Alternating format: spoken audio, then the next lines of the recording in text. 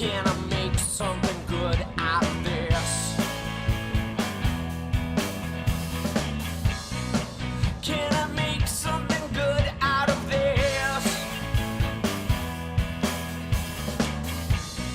Chances are you will not be missed, 'cause you don't give a shit. Can I make something good out of this?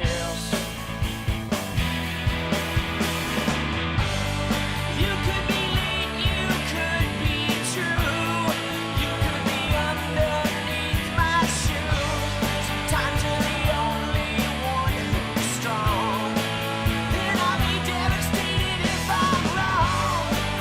I am the one you love to hate, but you cannot devastate.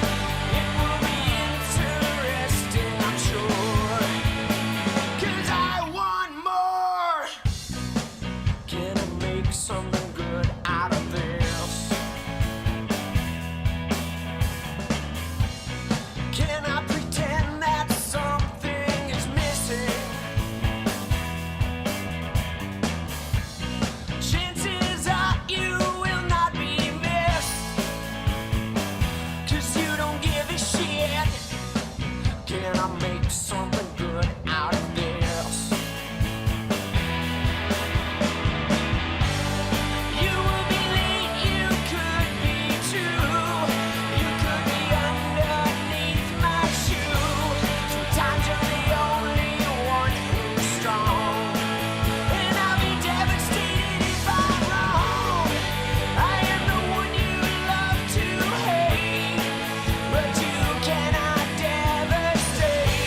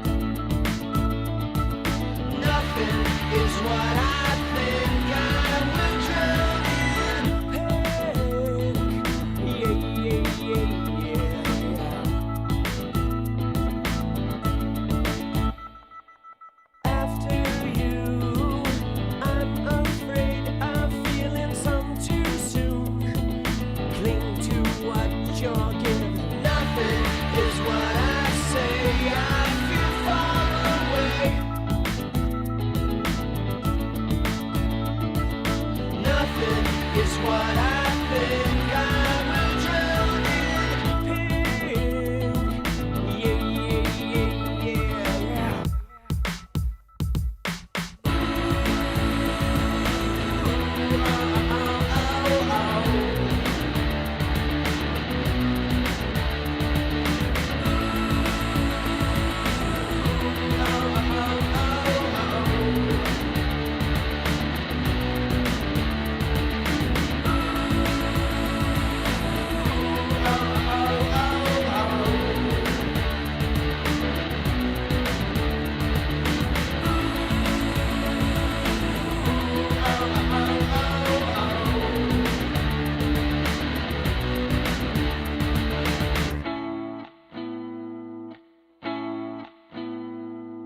Paint away day and night, 6 hearts, hope I'm okay.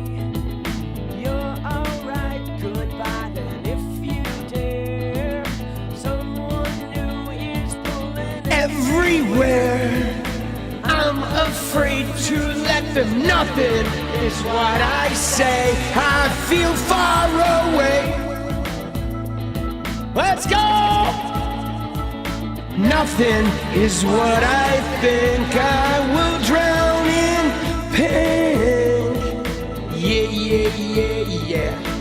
Nothing is what I say. I feel far away. Nothing is what I think. I will drown in pink. Nothing is what I say. I feel far away. Nothing is what I think. Nothing is what I think.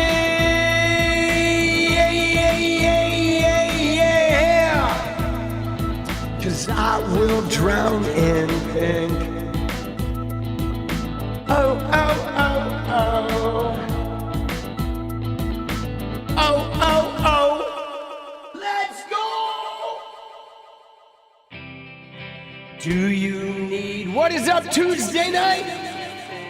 Like I need you, it's over. Do you need anything like I need you?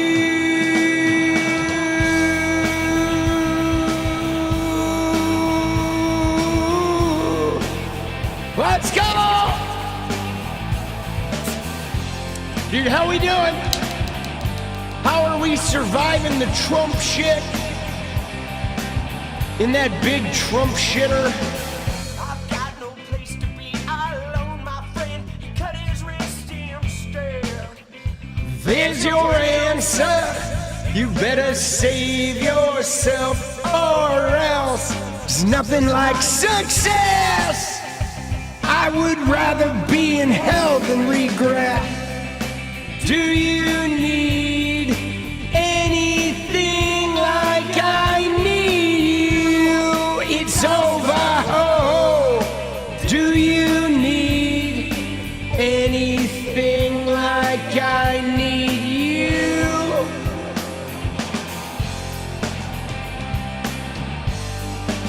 you? You know I do. Dude, we do things a little differently around here. Let's turn that shit up. A denial. These are not my words. Tell me where are mine? Most of the time, my face with reality and permit me to breathe before I do it again.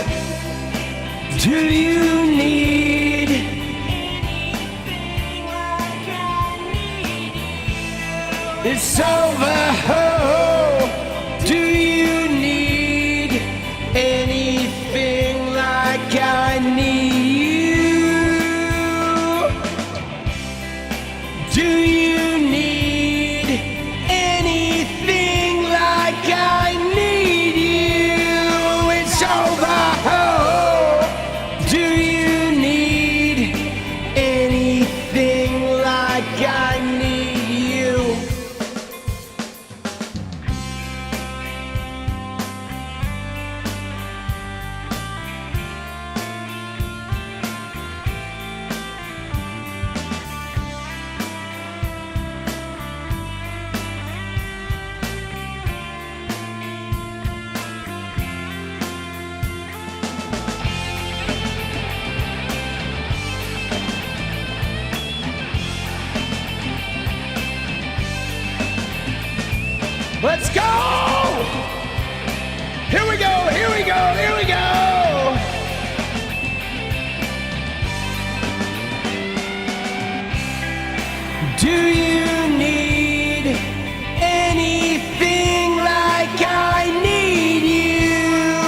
It's over. Oh, do you need anything like I need you? Do you need anything like I need you? It's over. Oh, do you need anything like I need you?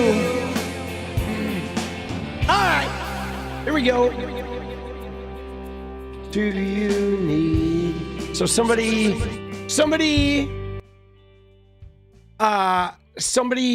asked the question, why don't you make music anymore? And well, because I spend 16 to 18 hours a day making YouTube. So I don't have any time for it, man. Right? That's why. And not only that though, like when I quit, I had just played it out, man. I did it for 16 years and then I was over it. And like when I'm over something, I just move on. You know what I mean? Like, you know, I don't know, dude. I'll be honest though. You ready? If I were to get real honest about music, I know the music is good. But if I were to get real honest about music, I think music for me, guys, was survival. Okay? It was survival. Like I was an alcoholic, drug addict, traumatized kid who didn't even know the extent of the trauma he was dealing with. And I found music as a way to like not fucking off myself. Okay? It became a way to find confidence and to look inside and to be able to deal with life without going completely off the rails, a way to process my pain when I didn't even know I was in pain. And it saved my fucking life. And then once I got sober, I didn't need it anymore. It became something that I just listened to and connect with. It was like the thing that saved me before I found therapy, before I found like, you know, AA and EMDR and all that other shit. And then once I got healed, man, I didn't need it anymore. But man, let me tell you, it fucking saved my life. Okay? It did. It like that gave me a place to process and to like try to figure out my pain. That also made me feel confident and alive and put me on stage in front of a bunch of people and allowed me to like change their lives too. So like, dude, it was profound. But I needed a little more help than music. It definitely wasn't going to save me forever, right? But man, dude, if I didn't have music though, right? If I didn't have music, like I probably would have fucking been one of those people who something bad would have happened. You know what I mean? And hated songwriting. I didn't hate songwriting. I didn't love the minutia of songwriting. Okay. You know, I didn't hate it, right? Because obviously I wrote a lot of songs and I wrote some really good fucking songs, but there's a lot of minutia, a lot of like, you really have to stare at yourself and sort of like rip your songwriting to shreds. And I didn't like that part about it because I took it too personal. At the time I was songwriting, like I was too personally attached to my art, you know? And I think like to be a really good songwriter, you gotta not take that shit personal. You gotta just gut it, rip it, shred it. And I couldn't do that. I couldn't do that at that time. It was like too attached to me, which made it very difficult and unpleasant. Dance party goal. All right, let's go. Dude, proud liberal, getting this going. We'll start it off with the goal. But like now, like you're a better creator when you can, you're a better creator when you can look at your shit and not take shit personal, when you can be objective about it. I think you make better shit. There it is. There's a goal. Let's go. But I didn't love songwriting like, I love what I'm doing now. You know what I mean? What I'm doing now, like, I really love. I do. There's a lot of minutia with this job, but I don't hate the minutia. But yeah, the minutia of the songwriting just was hard, right? It's hard. I couldn't detach, you know? And I think, though, it's because I wasn't really somebody who wanted to be a songwriter. I was being a songwriter for the purpose of saving myself, you know? And you know what's interesting, though, is the thing that Elf said there, because we know Elf is a musician. Elf says, I'd rather play than write.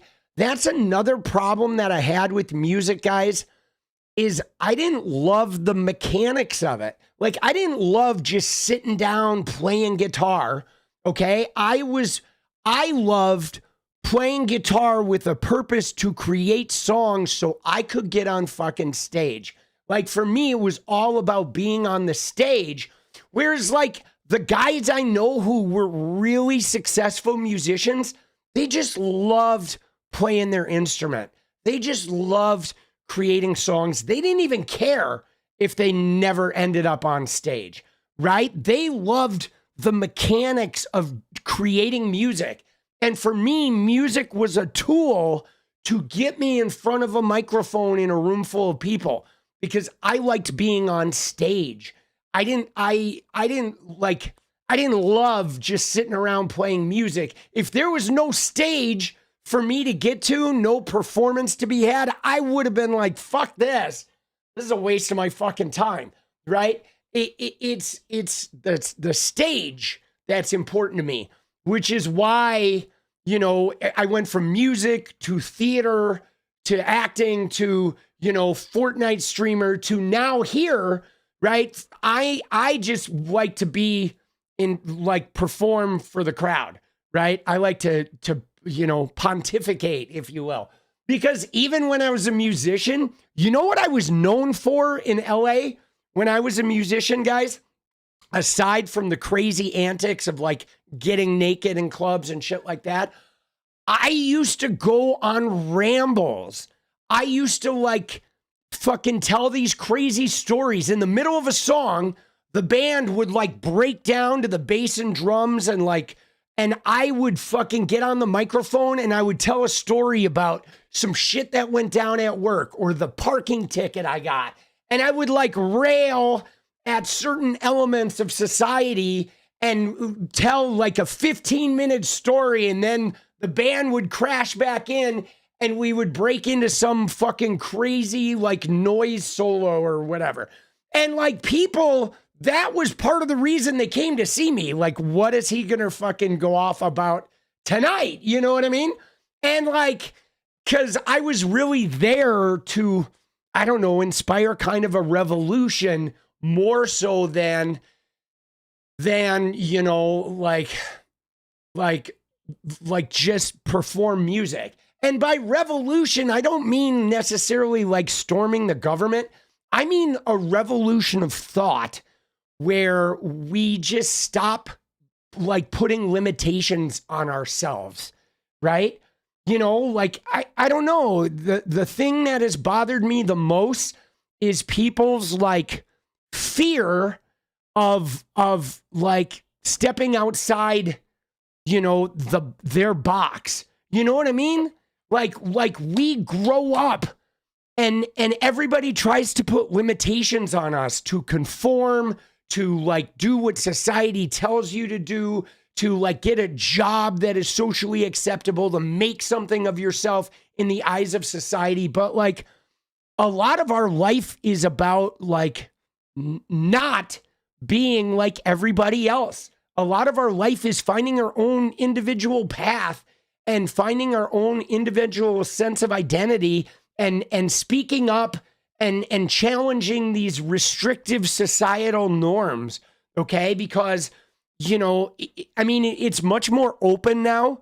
There's a lot more freedom now in society than there was. When I was younger, even a guy having long hair was like a no-no, okay? In the 70s, if you had long hair, society thought you were like a wastoid, right? It like women wore no bra and people were like, whoa, these fucking radical fucking women, right? I mean, it was just so dumb. You know, like some of these societal restrictions are so fucking dumb, you know, that we place on ourselves. And I mean, dude, we still have some of this shit, right? Like, so I hate to like talk about my hairline again, but somebody left this comment in the YouTube comments about like, wow, you'd really look sexy if you shaved your head. And it's like, no, I am sexy now. I don't need to shave my head to be sexy. Like, you've been programmed by society to think like if your hairline's high, whoa, uncomfortable. It's like, no, we need to stop with this shit.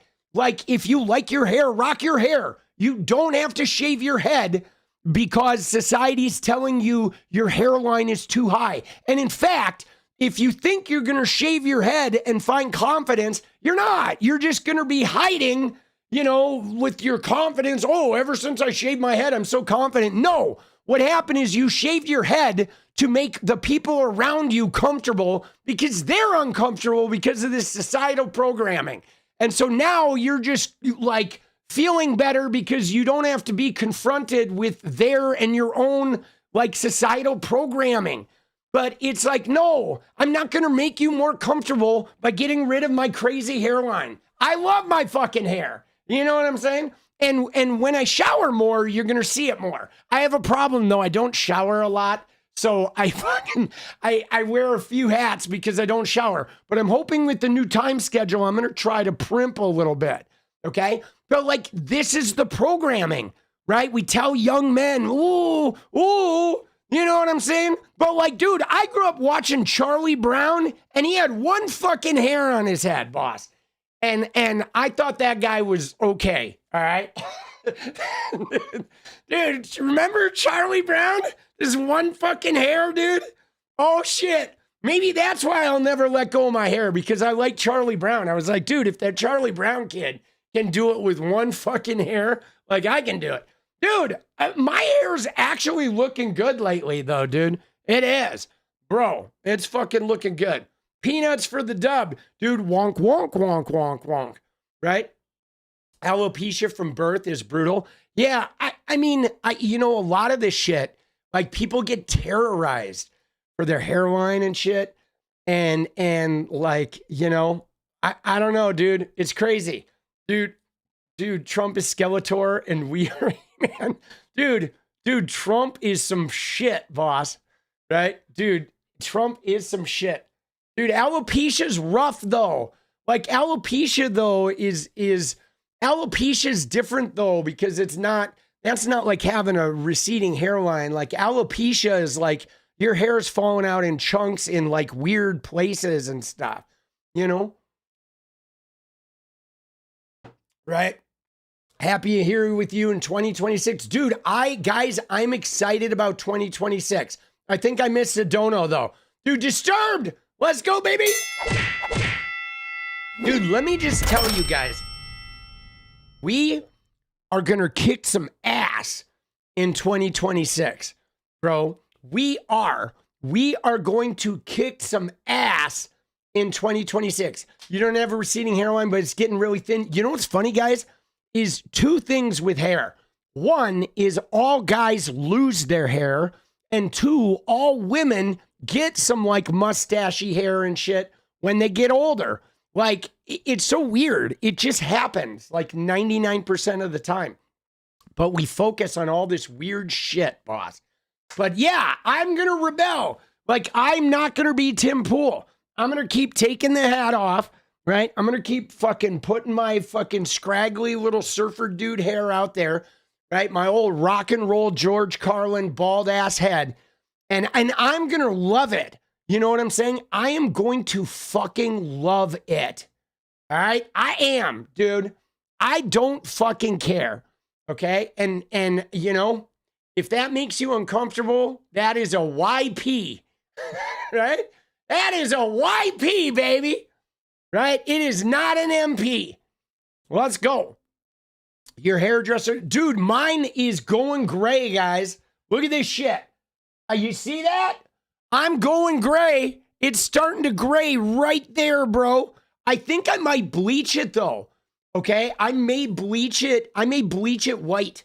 You know what I'm saying? Dude, oh my God, dude, I have hair in my ears and nose.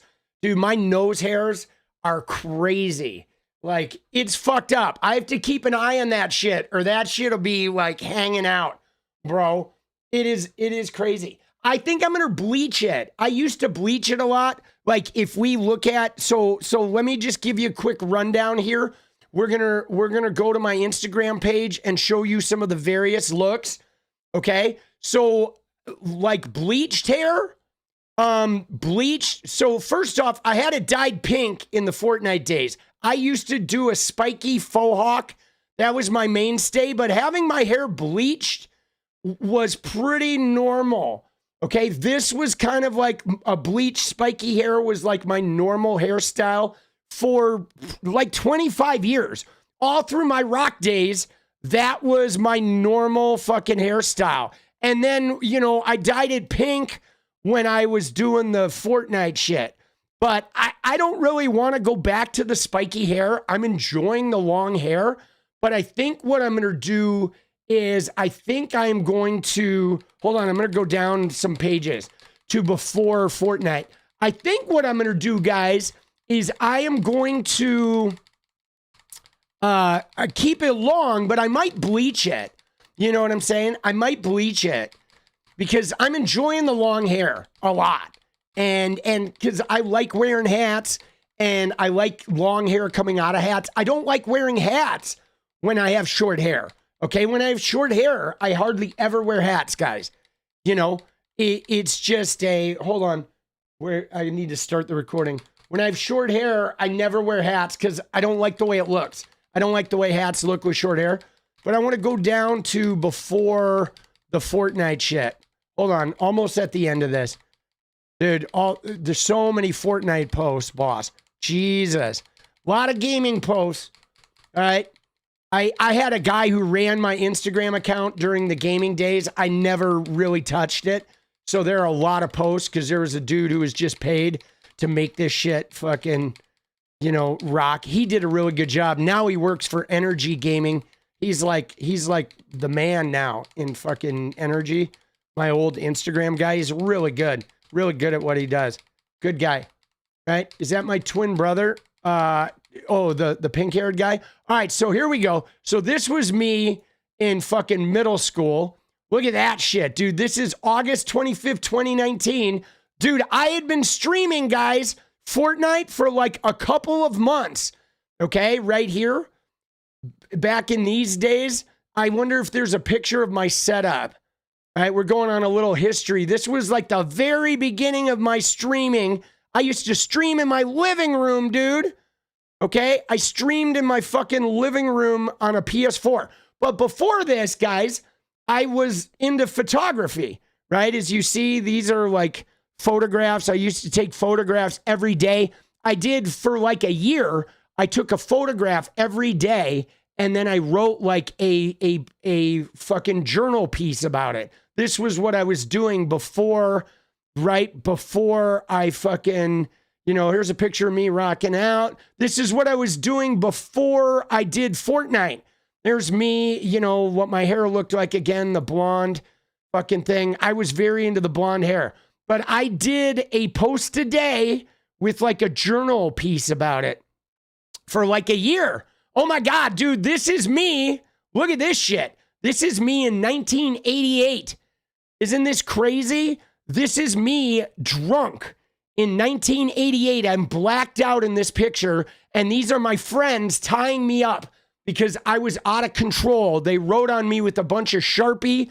I was out of control. I was breaking shit. They had to tie me up, and then they wrote on me in Sharpie, and the next day I woke up, and I had to be at work at Baskin-Robbins, okay? I was like 18, and on my drive to work, I got pulled over, guys, by Glendale police, and I was all covered in Sharpie, and the cops were like, what the fuck is going on with you? They actually called other cops to drive by to look at me because I was such a wreck, but they didn't give me a speeding ticket. Okay, what did they write? I mean, they didn't write bad shit. They wrote like loving shit, but we used to do this to each other. Like, we did very cruel things to each other. One guy, we shaved one of his eyebrows off. Like, dude, it was fucked up. They put a dick, they drew a dick, and then they were like, I love you. And they were like, you are fucking crazy. Like, stop breaking shit. They had all this stuff, but we were fucking degenerates, guys. We were fucking degenerates. But look at how young I am, though, dude. Dem for the win, progressives for the legislation. Let's go. Dude, and again, though, you ready? Oh, you know what they did? They put a swastika on my forehead. That's what they did. They put a swastika on my forehead. Fucking assholes, dude. Engrain, let's go. Oh, shit. But guys, so the thing about this, though, is like, I'm not proud of this, okay? I laugh now because I survived this and I got sober and I have a good life now, okay? And it's not really funny, you know? I mean, it's looking back now, it's kind of funny, but it's not really funny because to be honest with you, that hurt me, okay? Like being a guy who would get so drunk that I would start breaking my friend's shit hurt me. And then knowing that my friends would tie me up and write shit on me hurt me. But I was so hurt already that existing in that type of hurt felt comfortable and normal. And it's really sad that I was there, but like I'm not there now.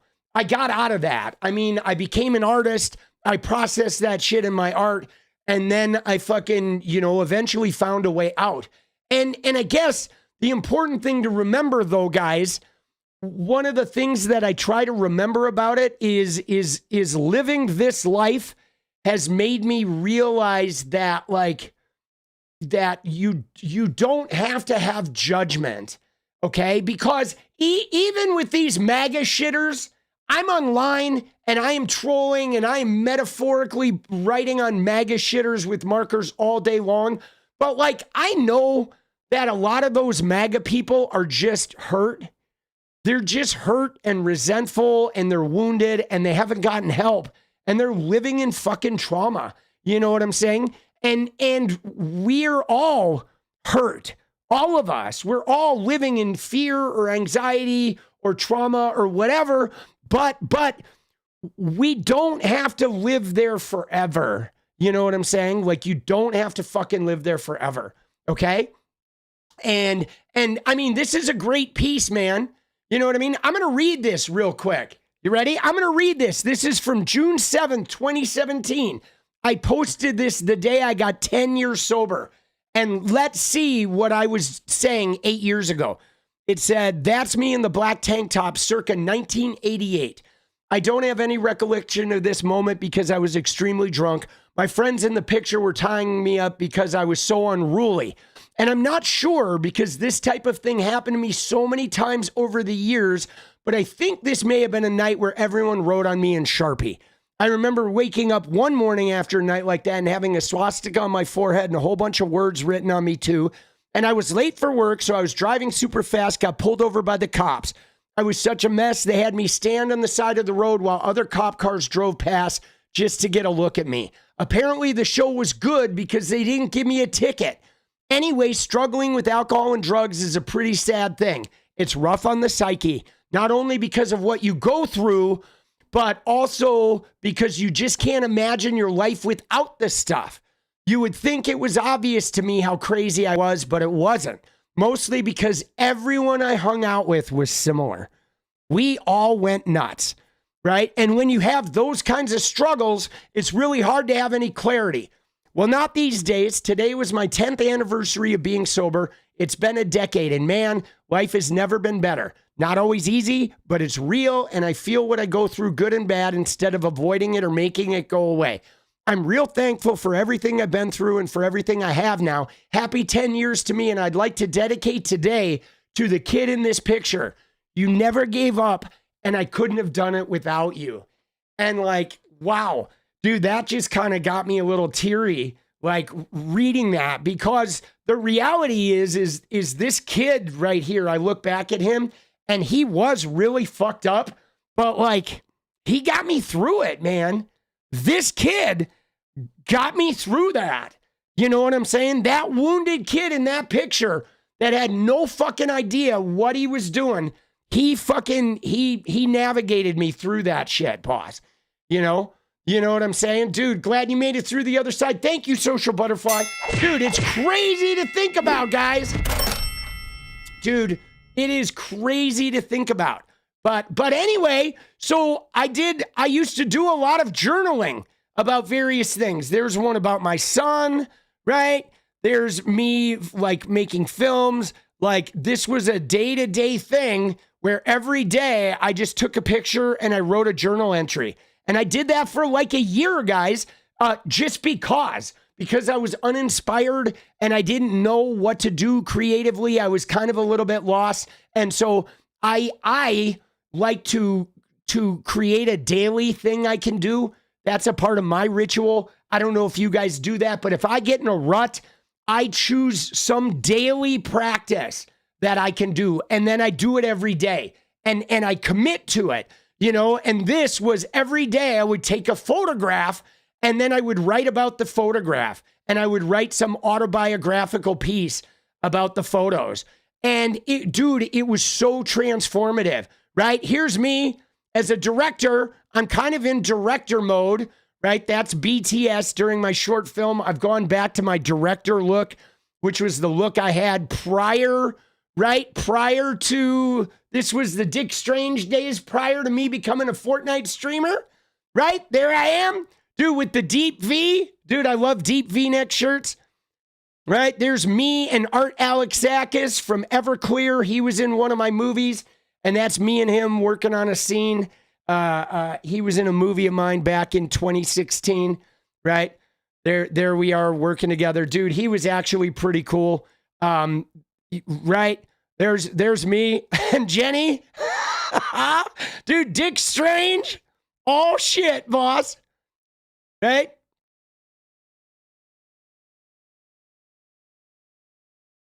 Dude, crazy shit, huh? Isn't that wild? Raiders games. Right? There's me and Bryce at a Raiders game. Right? 2015. Isn't that wild? Dude.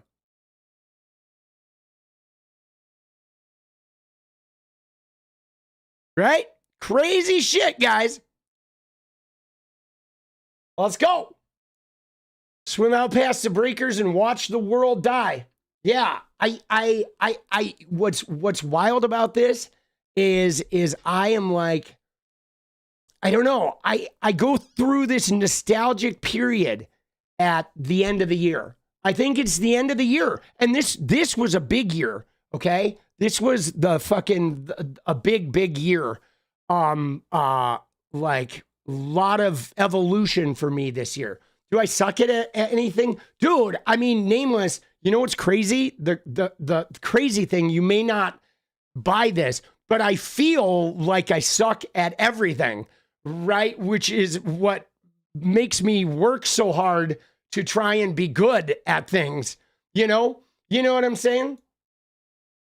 Dude, Tara Dunn, let's go. Thank you, boss. But I tend to be pretty, like,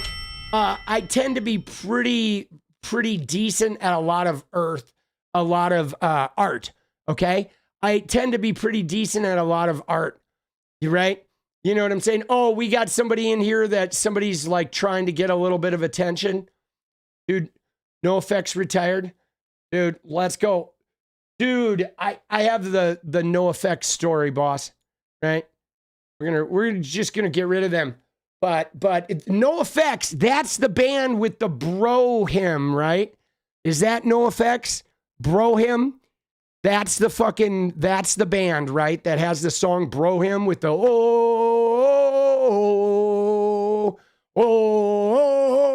right? That's Pennywise. Okay. All right. So then I don't have a NoFX story. I have a Pennywise story because in 1999, when I moved to Portland, I became friends with a guy who knew one of the guys in Pennywise, and they were playing the fucking Vans whatever thing out at the Portland amphitheater when they're out at the fucking whatever. There used to be a concerts out where the horse racetrack was. And so I got to meet the Pennywise guys, and I got to go on stage and sing that oh part with a bunch of other people in front of like 10,000 people during, Warped Tour. That's what it was. In 99, right? It was like Pennywise played that song, and I got to go, I was off on the side of the stage. I got to go sing while everybody was crowd surfing. It was pretty crazy. And NoFX, though, I always confuse Pennywise and NoFX. You say the things I feel, so I feel less crazy. Oh, let's go, Paula. Appreciate that. Glad to be of service. That was fun, though. I don't really know anything about NoFX, right? I mean, I remember the name, but I don't really know where they were. Like an Orange County band, weren't they? Weren't they fucking Orange County? Wasn't NoFX an Orange County band? I feel like there were a whole bunch of Orange County. Oh, they were San Francisco? Okay. They reminded me of an Orange County band. Okay. They reminded me of the Keep 'Em Separated, those guys. There were a bunch of Orange County like punk bands, right? And maybe they don't. I don't really know their music, right? So maybe they're not. I always thought they were that kind. Okay, but guys, all right, dude, we have 3 minutes. Let's get this dance party, guys. We got 3 minutes left, right? Offspring, yeah, are they like the Offspring, NoFX, or no? I always thought they were, which is, I think, why I didn't listen to them. Because I didn't like the Offspring. I didn't hate them. I respected what they did, but I was not into that. They were a little too fucking cheery for me. Dude, all right, we need 13, baby. Let's go. Skate punk? Yeah, I wasn't a skate punk. The punk I liked was like GBH and shit. Dude, I like the darker British punk. GBH. I like the Vandals. I like the grittier, like working class punk. And the Offspring reminded me of like the OC. That reminded me of like rich kid punk, right? The Offspring was like punk from like Orange County kids, like Newport kids and shit, right? Dude, kids that like drove Range Rovers and shit making fucking punk rock. All right, dude, 2 minutes. Oh shit. This is it. Dude, we may have to start it over. Should we just reset it now? Should we just start it over now? I don't think we're going to make it in 2 minutes, guys. I'll be honest. Dude, that's like a lot of ground to cover. 13 in 2 minutes. Maybe we just fucking start that shit over. We reset. All right, we'll reset. We'll fucking, yeah. Remove the goal. We'll start it again. All right, let's try this again, dude. There we go. There we go. This time we're going to get it. All right. I'm going to keep a better eye on the clock this time. Okay. Dude, somebody hit me up. Somebody tag me when we have like 15 minutes left. Talked us into a trance. I know I did. And sorry about that. I like that little sidebar though. Like I was saying, guys, I get nostalgic around this time of year because I am really big about reinvention. Okay. I literally just sent my son this huge message in Discord about like reinvention because I do it regularly.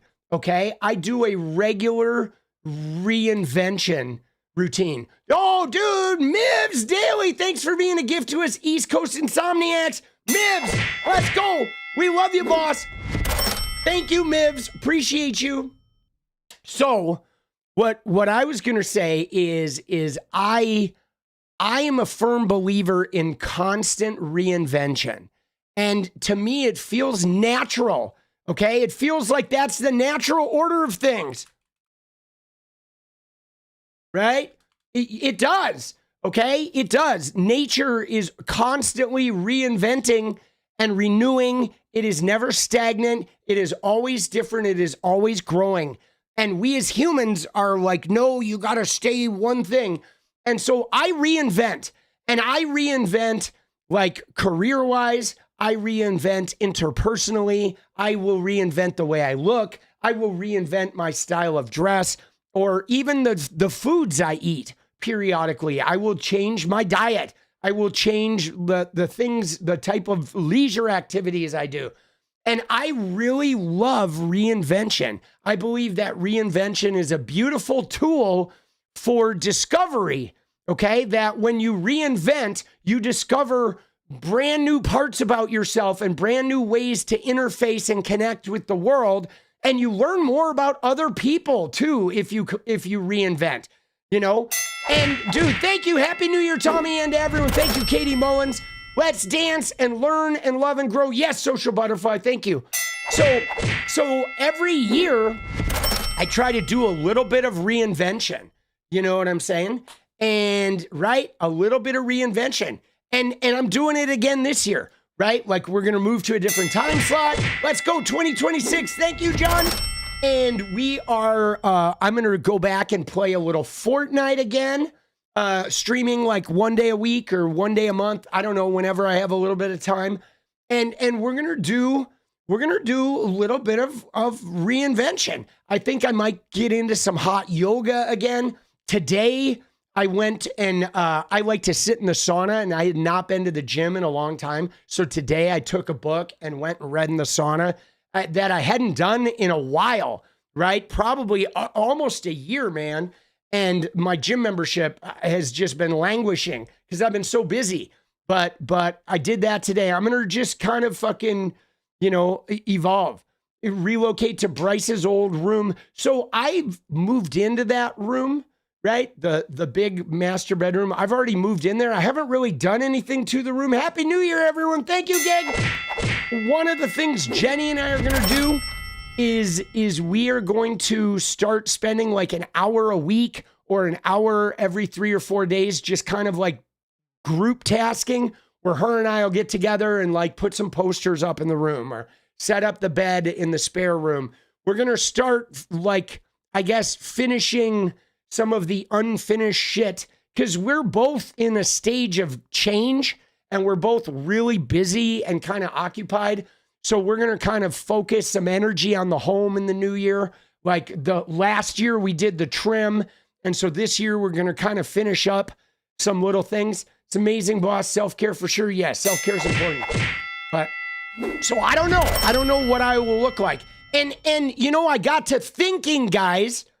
I got to thinking about what we talked about yesterday. You ready? Okay, because yesterday we talked about how, I don't know if I'm supposed to be a political streamer or if I'm supposed to end up in Washington, D.C. Should I run for something? Happy New Year, Spurzan. Thank you. So you know what I'm doing, guys? Thank you, Spurzan. Appreciate you. Happy New Year, everyone. So what I'm going to do in 2026 is I am going to go to some of the politicians that I admire, like Zoran Mamdani, AOC, and some others. And I'm going to reach out to them and I'm going to ask them for a job, right? Or like, is there some way I can like do some work on your team? Here's what I'm doing now. I'm a political commentator. I don't know, there might be a Congress run. Can I come work for you?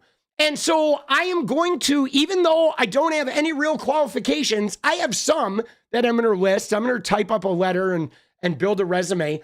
But I'm going to actually go approach some people and see what happens, right? If I get rejected from all of them, if they think, actually, you know, I have an internship coming that's going to last like 3 months. Would you be interested or whatever? I'm just going to see what the universe throws out toward me and see if it leads me somewhere toward there, right? Or maybe I meet somebody that wants to come on the show or something. You know what I'm saying? Like, I don't know. I am just going to sort of reach out, you know, into some national politics stuff to see what happens, to like let the universe know, hey man, if I am supposed to do national politics, let me know. And then, right? And, you know, and we'll see. We shall see, right? Local is needed big time. Yeah, local is needed big time, but like, I don't know, Portland has a pretty burgeoning local fucking political scene, right? Like, and I'll be honest, yeah, I don't know, man. I don't like in Portland, there's nobody I want to replace in Portland, really. You know? I mean, I don't know. I thought about running for city council, but like Portland, I thought about running for like a Portland State House because it was, but like the person who represents my district in the Portland State House is actually good, right? Like there's so many good politicians here in Portland that like, I don't want to run against somebody good just to run. You know what I'm saying? I want to run to like fill a void of where I'm needed. And I'll be honest, the challenge of Washington, D.C. feels a lot more enticing to me. Like if I'm going to do it, I'm going to try going big, you know? You know what I'm saying? But we'll see. You know, I like to do that, guys. I like to put energy out for the impossible. And then, you know what I'm saying? Like, this is another way I operate. I don't like go for something that like, ooh, that's reachable. Okay. I don't. I reach for something that is 5 times out of what's reachable or seems insane. And then I let the universe either pull me there or drop me somewhere like lower down the rung, right? I grab for the top rung and then I let the universe decide where it's going to put me on the ladder, as opposed to grabbing the thing I know I can get right in front of me. And then, you know, as I'm trying to achieve a goal, I break it down to actionable steps.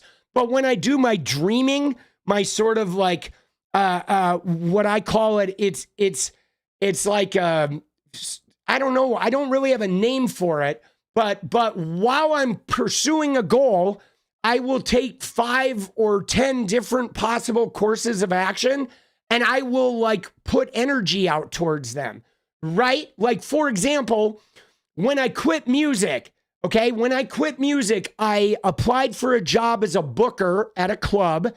Okay. I went to art school to be a fashion designer, ended up studying film.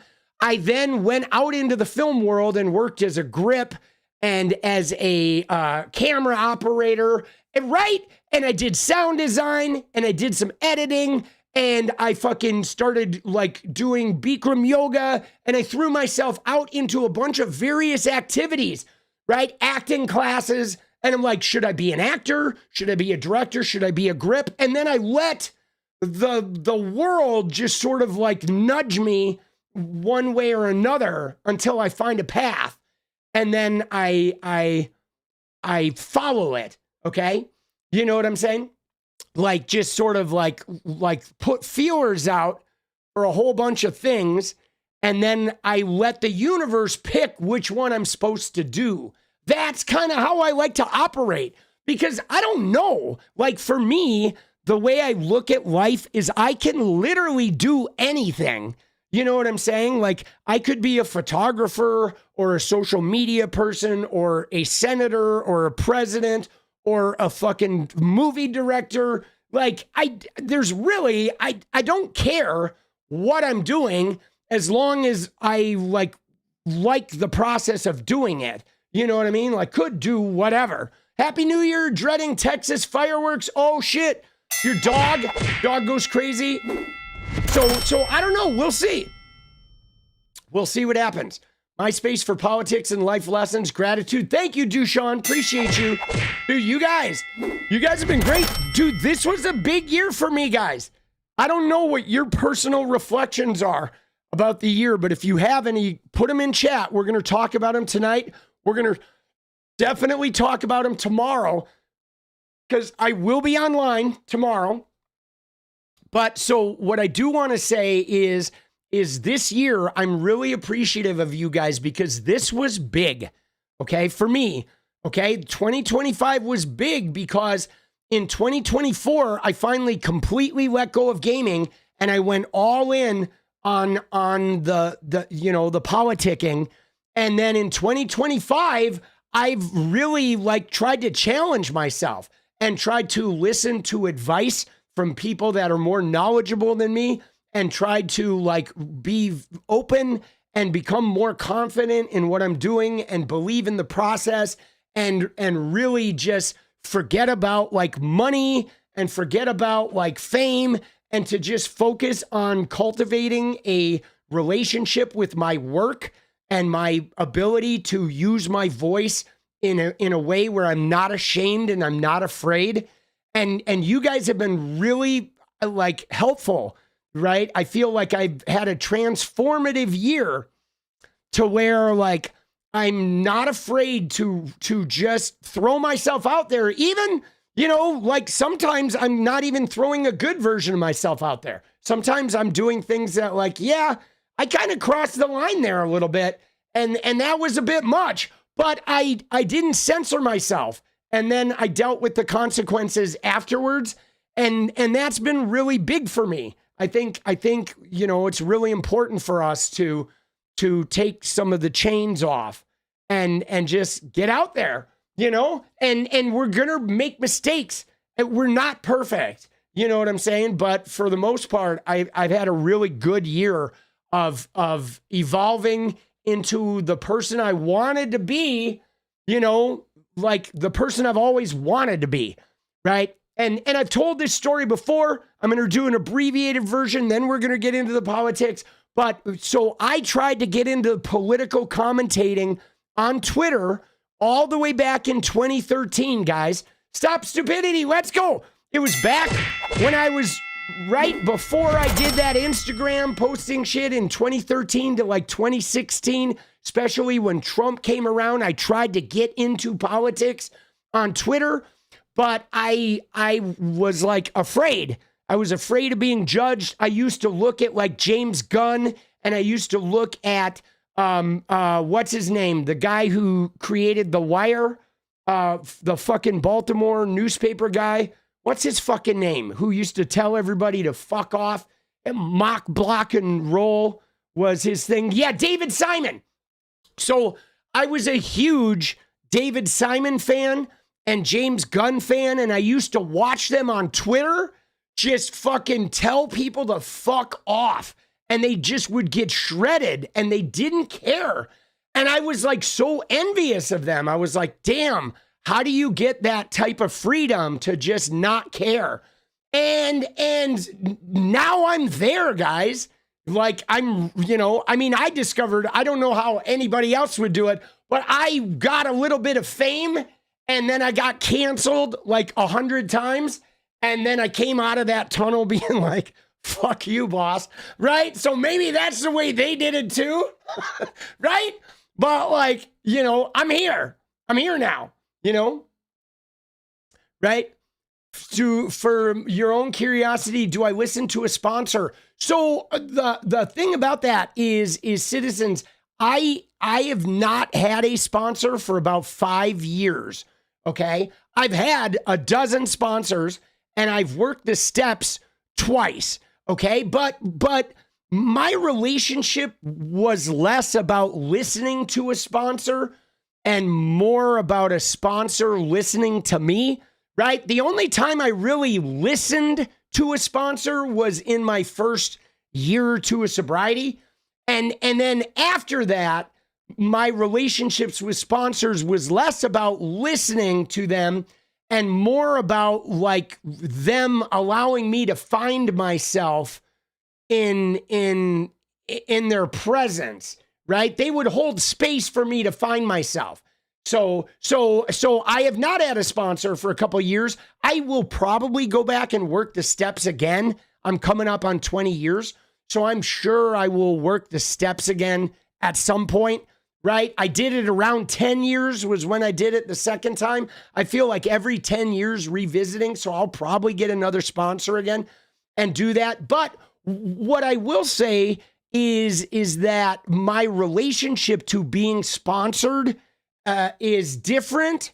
It has evolved. Hugs. Thank you, Proud Liberal. It's evolved, right?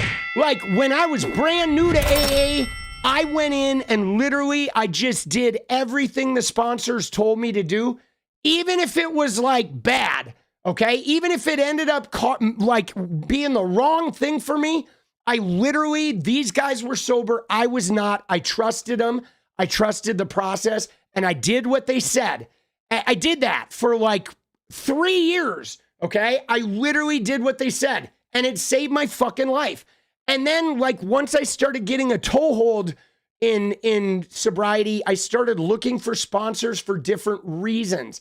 I then had a sponsor that was more of like a father figure. And then I, fired a couple sponsors for being like not good sponsors. I went through a phase of like, I'm going to have boundaries. And if you're like mistreating the sponsor relationship, fuck you, get out of here. Right. And then eventually I settled on sponsors being less of a guide and more of like a mirror where I could go and reflect my shit and I could just see, like, it wasn't so much about what they would say to me as it was more like I could just feel like by looking in the mirror at them, I could sort of tell where I was at. And so I think, you got to figure out what you need because it's different for everyone. It is like everybody's operates their programs differently. But I will say this, okay? You ready? Hold on. 13 minutes. Let's LFGO. Let's go. All right. I want to be very clear about AA that AA is great. The 12-step working it with a sponsor is great. I don't believe working a 12-step with a sponsor can hurt you. Okay? Even if they do it poorly, it's going to be good for you. However, that being said, there are a lot of unhealthy people in AA, okay? And so if you're in AA and if you're working the steps, you do have to pay attention to red flags because a lot of unhealthy people are in AA and they're just living really unhealthy in that realm. And so you do have to be aware that not everybody who's sober and in AA is healthy. So I tried to stick with people that were also in therapy, that had also done some type of healing work, because I believe that AA is not the permanent fix. I believe that AA is the foundational piece to get you out of that craving, to alleviate the addiction, so then you can go and you can go and fucking get therapy. You can go and do EMDR. You can go and treat the underlying trauma. And the other thing I will say, though, for me, you ready? I went to only men's meetings, okay? That's what I did, guys. I discovered very early on that going to mixed meetings, I would go if I had no other choice, okay? But I did 90% of my recovery was me in a room full of men for a number of reasons, to deal with my father issues and to take my performing for women.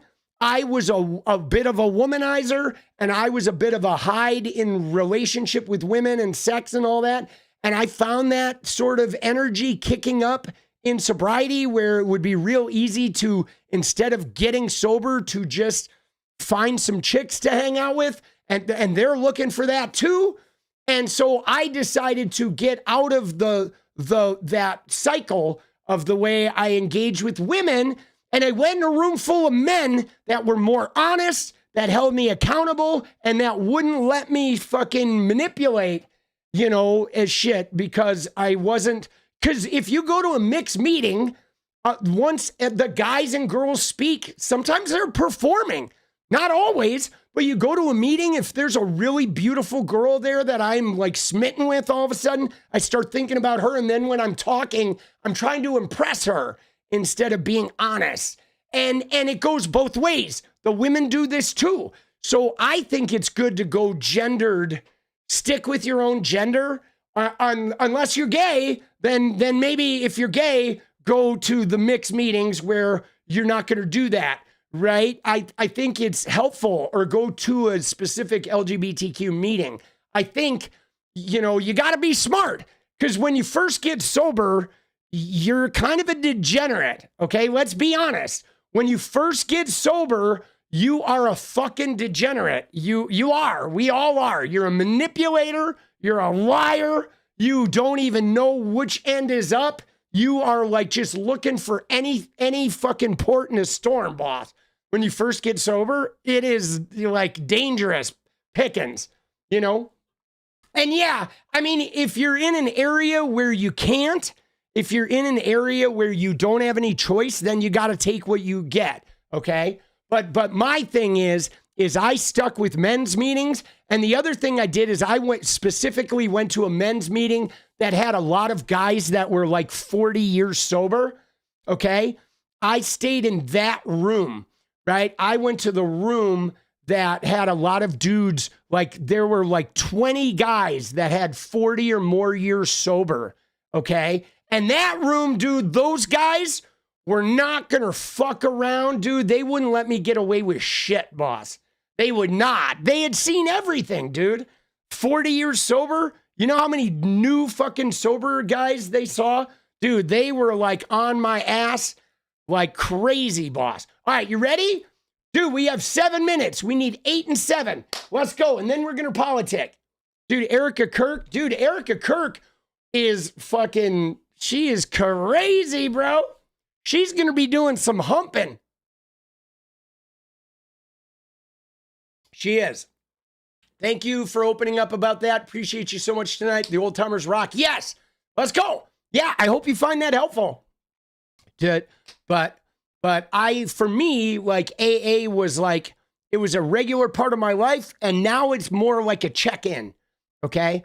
It's more like a check-in, but I do highly suggest once you get sober and get a toehold to seek other like therapy and look at the underlying trauma. Because there is always some underlying trauma in there. If you can stomach it, I think it's good call. All right, 8 in, we got 6 minutes. 6 minutes, baby, here we go. Let's go. Yeah, the religious dogma is tough, but you know what's funny though, guys? Is you don't need the religion, okay? I remember I used the word God at first, but eventually what I did was I made up my own goddess. I created a feminine God, and I did all the prayers with goddess, and my feminine God, like there was no punishment, there was no hell, there was no harming me. I just created my own deity because it's not really about the deity or the word God or any of that. It's just about the energy of meditation and the energy of prayer, which has nothing to do with religion. Like prayer is that shit I talk about, just putting energy out into the universe, into the, you know, the collective subconscious of like, what should I do next, world? That's prayer, right? Seeking, like I'm going to seek this job or this avenue or that avenue. And I'm just going to think about it and put that energy out into the world. That's prayer. It has nothing to do with the deity. It's just putting energy out into the world. Dude, black-eyed, let's go. All right, there we go, guys. We have 5 minutes, right? And then meditation is quieting it and listening. And yeah, no, the God thing is hard because many times the people that go into AA have a real troubled relationship with the word God. They hate authority. They're rebellious against authority. So the idea of God, they have a family history with religion. I mean, that word God and the whole Jesus-y thing can be very triggering, okay? You gave up NAs, the meeting were too religious in your area. Oh, disturbed, yeah. See, it's tough. If you're in an area with a bunch of Christians, they may like Jesuit that thing, right? But dude, can I just tell you real quick while we wind down these 4 minutes, guys? We need 6 more. We got to fucking bring it home. But you know what really saved me in the beginning? In the beginning, when I went to AA, I didn't like the meetings. I didn't like the people. I didn't like talking to people. I felt really creepy. And, you know, I felt like everybody was like too nice. It was just weird. But so you know what I did for the first like 6 months? I washed coffee cups. Okay, the minute we were done with the meeting, I went to the sink. I made a beeline for the sink, and I sat there and washed everybody's coffee cup, and I stayed until everybody was done and out. and I just did the dishes, and it made it so I didn't have to talk to anyone for months. But like, dude, that simple activity of washing their coffee cups, like, really gave me so much, boss. Smack, smack, let's go, Kennewick. And it helped me avoid talking to him. Dude, hypermobile, let's go, baby. Dude, acts of service. And you don't even need AA, dude. 4 months sober from heroin this month, dude. Oh, hey, let's go. That's huge, boss. Let's dance. We're gonna fucking dance. Let's go, hey. Dude, John Robinson, let's go, baby, let's go. Dude, that's huge, man. 4 months is an insane accomplishment. Oh, shit. Dude, I hope you're proud of that, NSA, because that is like, dude, 4 months. When you make it 4 months, that first year is like unfucking believable. Like, it's easy now. The first year is like the real shit, bro. Did I miss gig tax? Oh, yeah. Membership. Let's go, gig. Fuck you, Trumpy. All right, we need 2 more. Let's go. Dude, let's go. Yeah, dude, 4 months is massive, bro.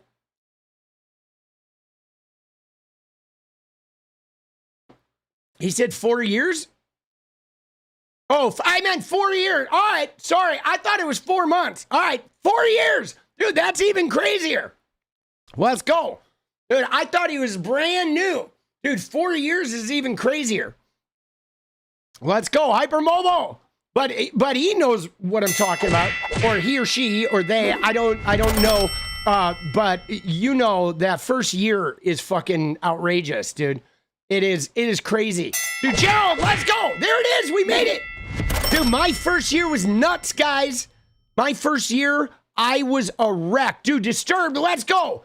There were times when I literally drove through like red lights, racing to a meeting because I was such a mess. And for, you know, I went to 3 meetings a day, guys, for at least 3 months, right? They say to do 90 meetings in 90 days. That's a meeting a day average. I went to 3 meetings a day. I probably did 250 in 90 days. I went to a noon meeting. I went to a 7 p.m. meeting, right? And then they had a night meeting that was at 10 p.m. I used to bring my kid, right? I would take Bryce. Bryce was amazing. He would just sit. I would bring some toys and he would quietly play and fucking hang out. And like the girls in the meetings, right? The night meeting was a mixed meeting. And the girls in the meetings would all like mother him and shit. And he really liked that. They all thought he was like super cute. And so I would go to this 10 p.m. meeting from 10 to 11. Dude, 3 meetings a day, dude, all the time, boss. It was crazy, right? But it fucking did its trick, you know? Dude, you did inpatient rehab? Yeah, good for you, man. Man, whatever it takes, dude. That's the thing. It takes what it takes. But I think like showing up and doing it. Teach like a real man of the people. Got real relational skills. Thank you, Aaron. I appreciate that. That means a lot. Dude, let's go. Let's go. Dude, life is hard. You know what I'm saying? Like, life is fucking hard, boss. It really is. It's like hard. It's like heartbreaking, and it's beautiful, and it's wonderful, and it's like torrentially sad. You know what I'm saying? But it is like hard. It is hard. And sometimes you feel like so alone, you know? And like, I mean, as crazy as it sounds, like to me, I feel like the answer of all answers is simple, but not easy. Okay. And it's to just keep showing up. You know what I'm saying? That is what I think, like above all else, to just keep showing up, right? Even when you're broken, show up anyway, right? I'm broken. I don't have any answers. I don't have any solutions. I don't know where to go, but I am going to show up, right? And you can do that in your relationships. You can do that in your careers. You can do that in your community. It's like, just show up, you know? And then sometimes you can't. And then you like, oh, I couldn't show up then, but now I'm going to show up, you know? Right? Honesty and earnestness is attractive. Thank you. It's hard.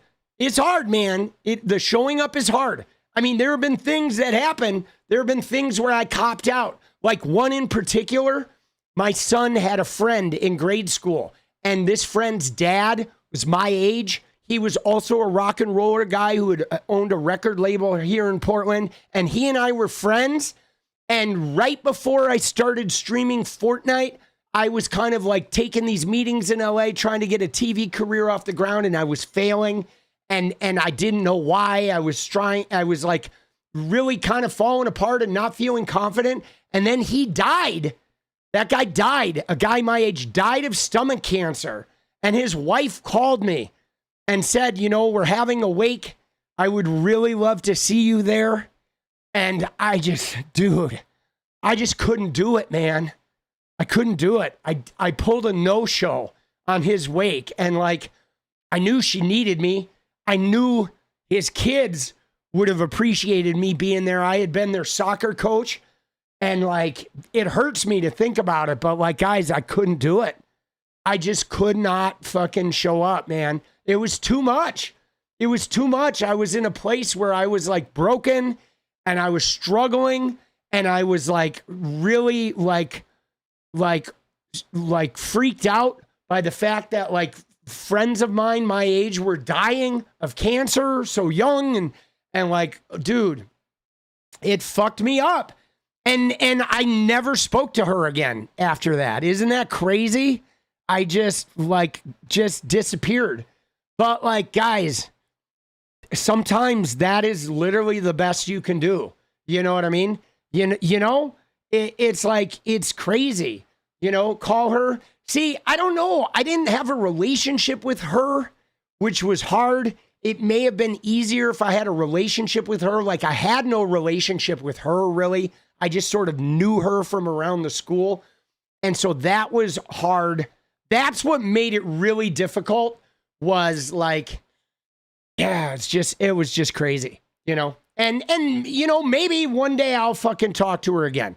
But again, I didn't beat myself up over it. You know, you can see I got a little emotional talking about it because, you know, it's like still, it was a heavy time, but like sometimes you just can't do it, you know what I mean? And like, the thing is though, is I continued showing up after that and I continued like showing up, but like, we are not perfect, man. You know what I'm saying? You know, that was a tough one though. That was like my first close experience with death. You know what I mean? With death of somebody like near me, you know, right? It's pretty wild, you know. Work the steps again, maybe. Oh, I'm sure if I worked the steps again, I would definitely revisit that one. I feel like I revisited it a little bit right there, you know, because one of the things that you have to remember is like, they're like, we don't owe the world. You know what I'm saying? And it's more like we give to the world because we have the bandwidth for it. I have bandwidth. I'm going to give, right? I'm going to give to the world, but we don't owe the world, you know? And it's this feeling of owing the world, and it's this feeling of owing society or the rules or your family, your mom, your dad. It's like the owing is the shit that like wrecks you. You know what I mean? But like when I think about Chris, like I can hold the sadness of not being able to show up for him and not being able to be there like wishing I could. And I can hold that sadness, but that sadness doesn't have to wreck me. It can just be like, you know, some of that sadness is me not being able to show up there, but some of that sadness is just the loss of him or the confrontation with the reality that like, that could have been me. My son, I could have died of cancer and I could die of cancer at any time. You know what I mean? It's like there's an impermanence here that we have that, like, I don't know. I think it's really, you know, it's, you know, it's complicated. It is, dude. It is, boss. Right?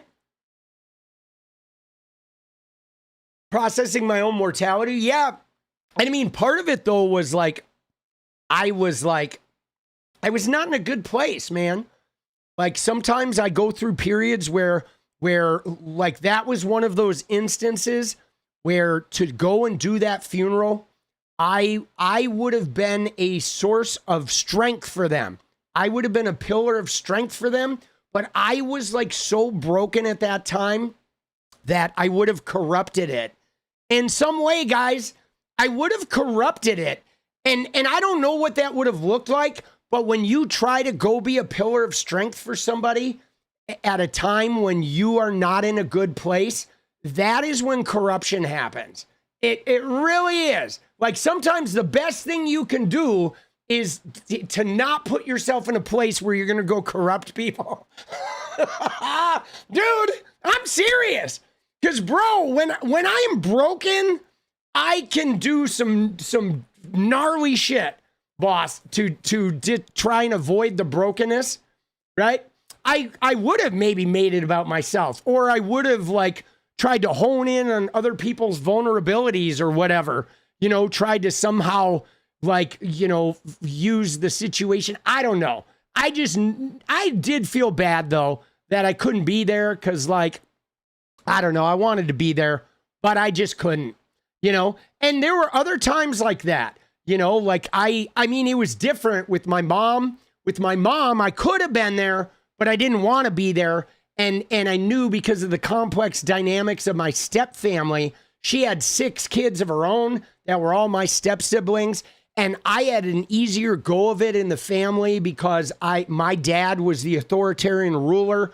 So I sort of had way more power than all my step siblings. So when their mom died, even though she was my mom, I knew that if I went back there, that whole funeral would have become about me, the special kid, the one kid who like, right? And so I didn't go to my mom's funeral. I didn't want to because I wanted to leave the funeral for her kids, you know? Let them have their fucking passing with their mother and let them work out their grief without the fucking golden boy being in there like fucking soaking up the spotlight. And guys, I have no regrets about that. It was absolutely the right thing. It was absolutely the right thing. Now, I was also getting canceled pretty majorly by Jeremy from the Quartering and a whole bunch of the gaming community. So I had a whole bunch of other shit on my plate. Dude, I had kicked up a stir with some right-wingers because they thought I made a G Fuel ad about my mom's death. And so I was in the middle of being hardcore canceled. Oh shit, dude. That was crazy, bro. Oh fuck, dude. Getting canceled is a journey, boss. Right? You know? Right? That is crazy. I was getting canceled, and that was so fitting too. For me to be getting canceled like right after my mom died, it was so fitting. Cuz my mom was like, dude, she was, you know, she was a piece of work. So right when she dies, I was getting canceled and fucking, you know, contact her when I can. Dude, my mom's dead. No, my mom's dead, right? I can't contact her. I mean, it could. I'll do a seance. Ooh, yeah. But no, I don't regret it. I don't regret it. Saw something about that. It looked brutal. It was brutal, dude. I got canceled a couple times. It was brutal. That, you know what's crazy though, is the G Fuel one wasn't even the most brutal. That wasn't even the most brutal. Dude, the most brutal was the phase 1 one, because with the G Fuel one, like I could understand how they were all triggered and shit, right? But the phase 1 one was like, they completely made up. It was just a complete fabrication that somebody clipped 5 seconds of something out of context And then the whole community started this crazy fucking set of stories. And I was in on TV 24 hours a day doing this reality TV thing. So I couldn't really combat anything. I didn't have my phone or anything. Like, we got our phone for 1 hour and I discovered that the whole internet was canceling me. Then I had to get my phone back. And I'm like, oh, fuck, dude. Dude, it was crazy. But I will say that shit fucking, it toughens you up, man. You know what I'm saying? You get canceled a couple times and you just don't give a fuck. Yeah, dude, did you see FaZe Clan though? Dude, FaZe Clan, the FaZe Clan was a total scam. Let's be honest. I got involved in gaming and I thought FaZe Clan was this family thing. And then I discovered it was just a bunch of rug pulling, money fucking looters. Okay. That whole org was about looting money, about grabbing people at the top of fame or grabbing people who are up and coming and using their fame to make money off them and then leaving them in the dust. And then they went public and then they did a rug pull and then they pretended like the corporate guys did it. So they got the organization back to do it again. To like, ooh, we didn't do this. We didn't rug pull it. The corporate guys did. Let's run it again. And just looting money from kids, dude, in a very toxic and degenerate sort of way, while also selling them a fake lifestyle. But man, dude, and I see it just went down in flames again, and good. That place, they should just put a stick of dynamite in FaZe Clan.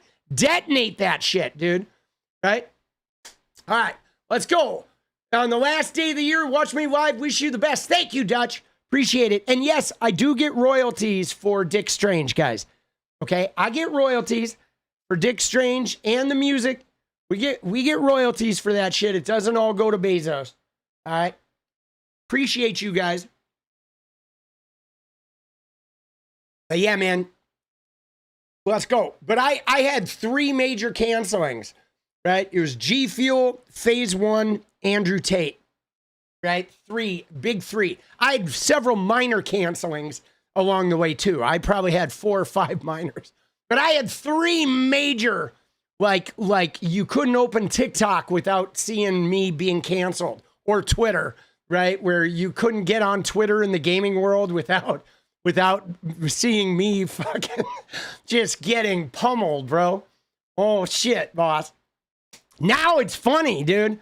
You know, it's funny because now I'm sure I'll get canceled politically at some point. I know it's coming, dude.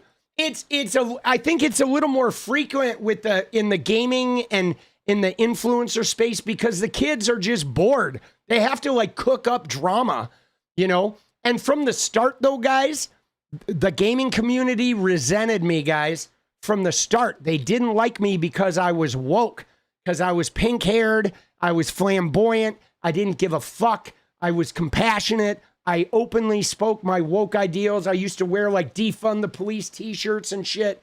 And they kind of hated me from the beginning. I defended sex workers and women and the LGBTQ. And fuck them, bro. Fuck them, dude. They have no power over me, right? Dude, I went off on somebody who fucking the other day, right? I went off on somebody who got my comments, some gamer kid who's like, watching you fall off has been great. And I was like, fall off? I'm like, fuck you, bro. I fucking ditched you and your whole goddamn community and I'm better off, right? Like, you can fucking eat a dick. It wasn't a fall off, dude. I fucking have outshone all you motherfuckers and you have no power over me. The fuck out of here. Dude, I did. I'm petty like that. I did. I fucking told him off.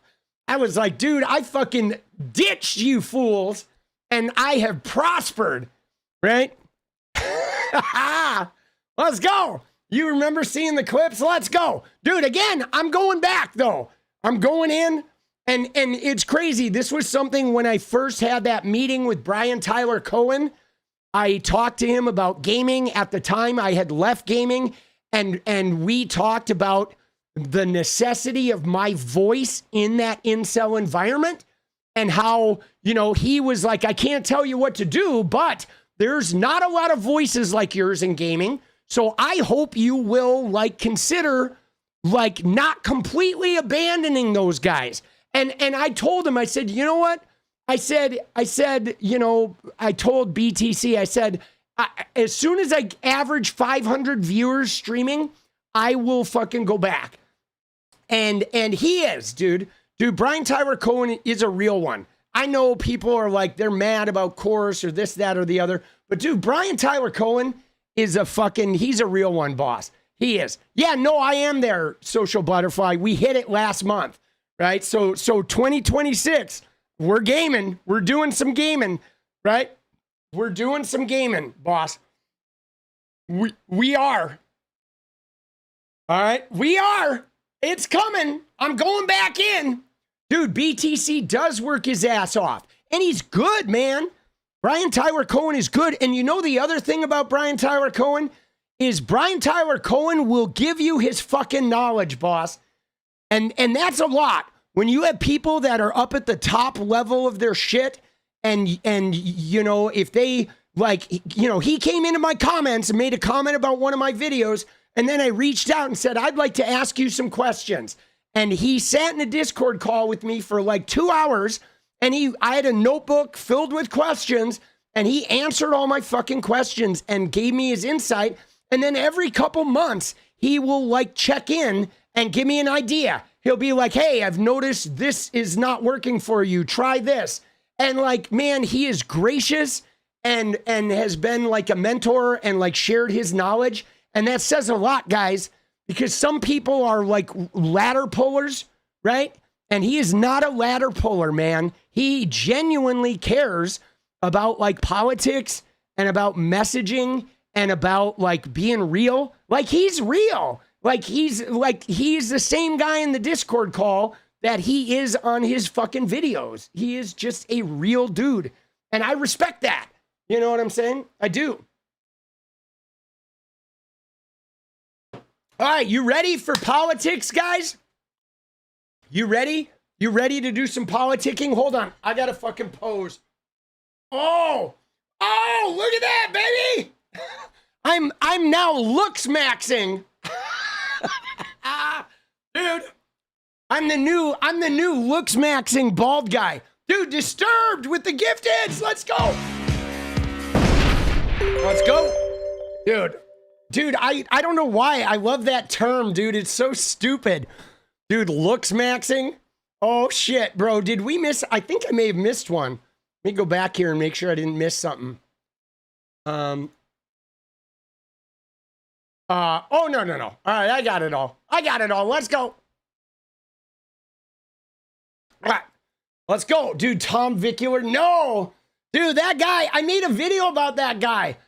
Dude, that guy is like, dude, it's hard. I have a complicated relationship, okay?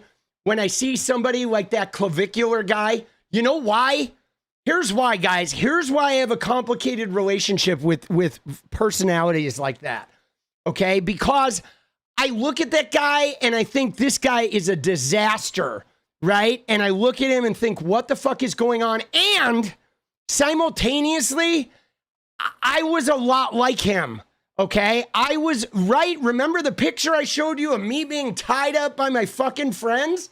Like, I was that guy, you know, just sort of brain dead. Although I was really smart too. I went to UCLA, but I was fucking brain dead and just did stupid shit.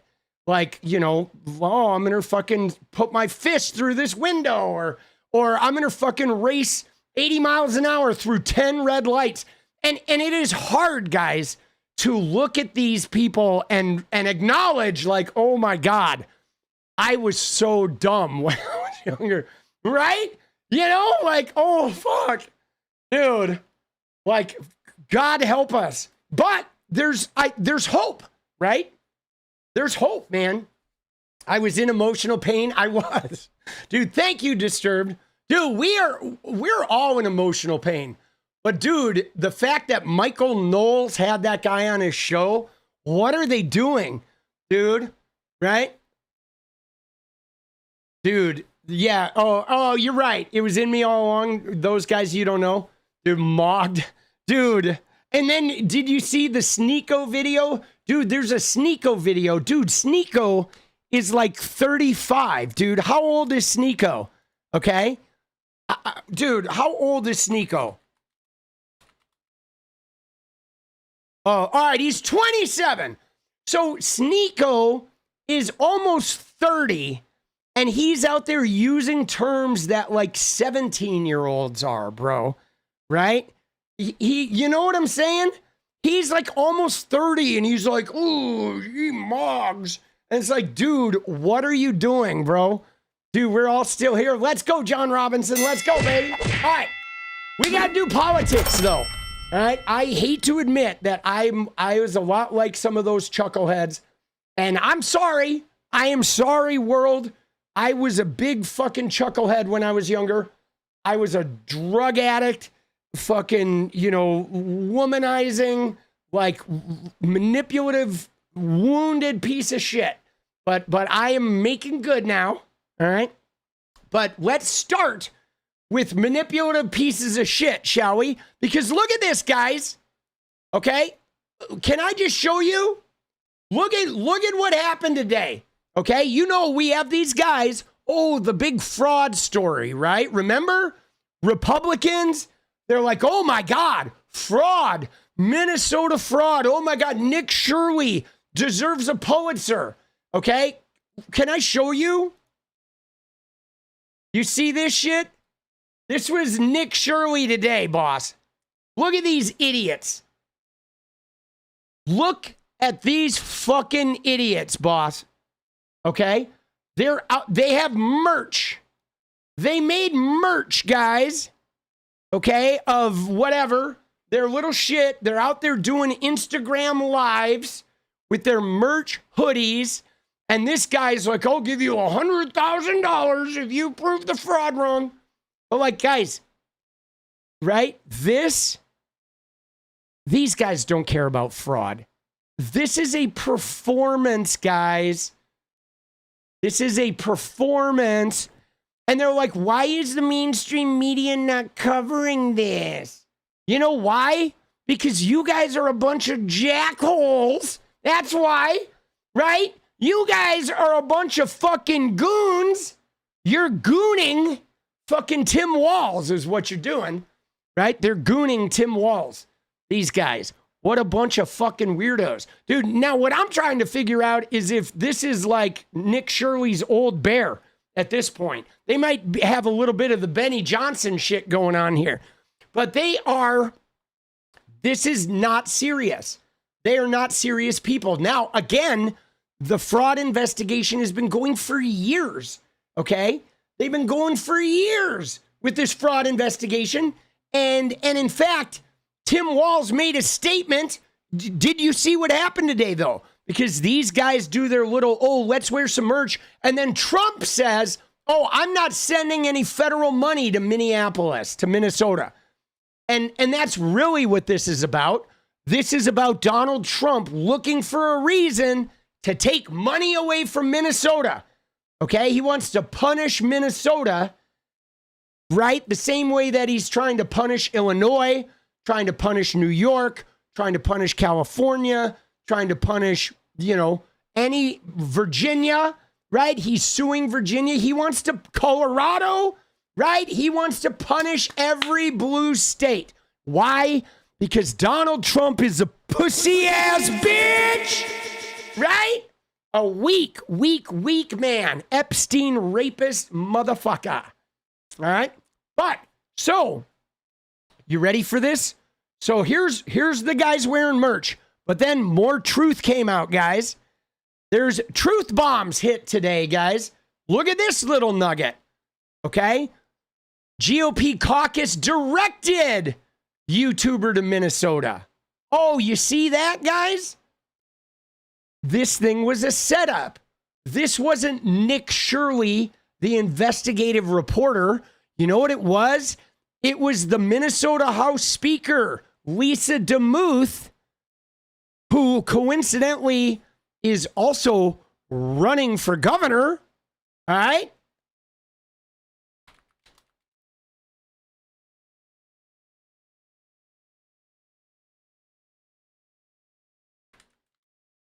right?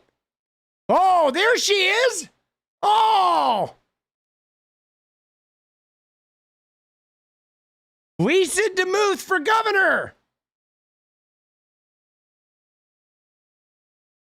Isn't that funny? There she is. Oh, isn't that funny? Somebody, it wasn't even fucking, right? It wasn't even Mike Lindell. It was one of Tim Walz's fucking opponents, the speaker, right? The whatever, right? She is the Speaker of the House, the Minnesota House Speaker, 𝗙𝗎𝗶𝗶, who is running for governor. Her and the GOP caucus of Minnesota that hate Tim Walz decided to create a setup. Okay, they made a nice little setup, and then she went and got Nick Shirley and said, hey, we want you to come make this content. She even gave him the information. Now, 𝗙𝗎𝗶𝗶 knows which of these daycares have closed. She knows which ones fucking had a bunch of like problematic inspections. She knows which ones have been charged. Okay? Isn't that funny? Right? Minnesota House Speaker 𝗙𝗎𝗶𝗶 said Monday that her caucus steered YouTube creator Nick Shirley to daycare sites in Minnesota. Those featured in his widely viewed video have been part of a state-administered child care program using federal money, although some recently had operations or payments suspended. But she directed him to these, okay? And 𝗙𝗶 says fraud needs to end in the state, and if this is what it takes, since there's been inaction by our current governor, then this is where we're at. But the fact of the matter is if you look at Tim Walz, he, in fact, has taken quite a bit of action, okay? He has, dude. He's fucking, right? He posted about it today. He said, this is Trump's long game. We've spent years cracking down on fraudsters. It's a serious issue, but this has been his plan all along. He's politicizing the issue to defund programs that help Minnesotans. He wants to take away blue state money.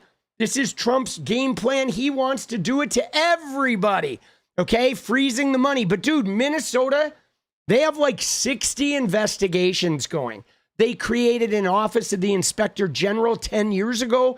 They have convicted multiple people, okay? Multiple fucking people, including a white woman, right? Is it Feeding Our Future? I think this is it. Yeah, there she is. Look at this, right? Minnesota. This is Amy Bach, okay? The white woman who was the founder of Feeding Our Future. She was convicted of orchestrating a massive scheme, $250 million in nutrition funds, okay? And they busted her. They convicted her. Oh, but you don't see any of the GOP talking about her. Why aren't they talking about Amy Bach, right? Oh, isn't that interesting? Isn't that interesting, right? Yeah, no, she looks like a real fucking piece of work, right? There she is. Dude, right? She is not Somalian, and she was the ringleader of some of this fraud. Now, again, guys, okay, if we want to get serious about this, I'm going to go on the record right now and say there is a problem with government fraud all over the map, okay? And it's not just Somalians or white people with daycare. It is like doctors' offices defrauding Medicare and Medicaid. It is like therapists defrauding it, like overcharging, billing. The Pentagon, my God, is out insane, okay? It is states taking money for Medicaid and Medicare and then not dispersing it and letting their poor people get no health care coverage. And the states, you know, say like Tate Reeves, give that money to Brett Favre. Okay, Brett Favre, by the way, he didn't suffer criminal charges. He paid $1 million fine and then he fucking walked away. Okay, there's real estate fraud. There's all kinds. So I am absolutely for a government office of fraud prevention that fucking investigates this shit. Who isn't? But what did Donald Trump do? The first thing he does is he gets rid of all the watchdogs.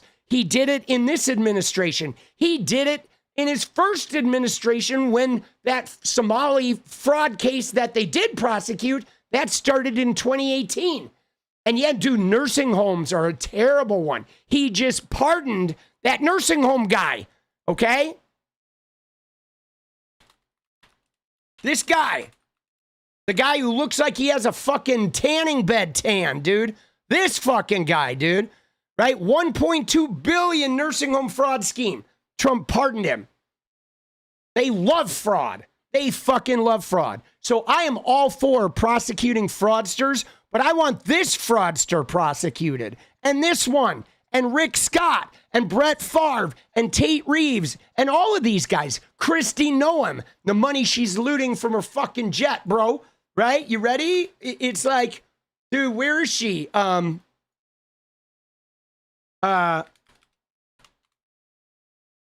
There it is. Where is she?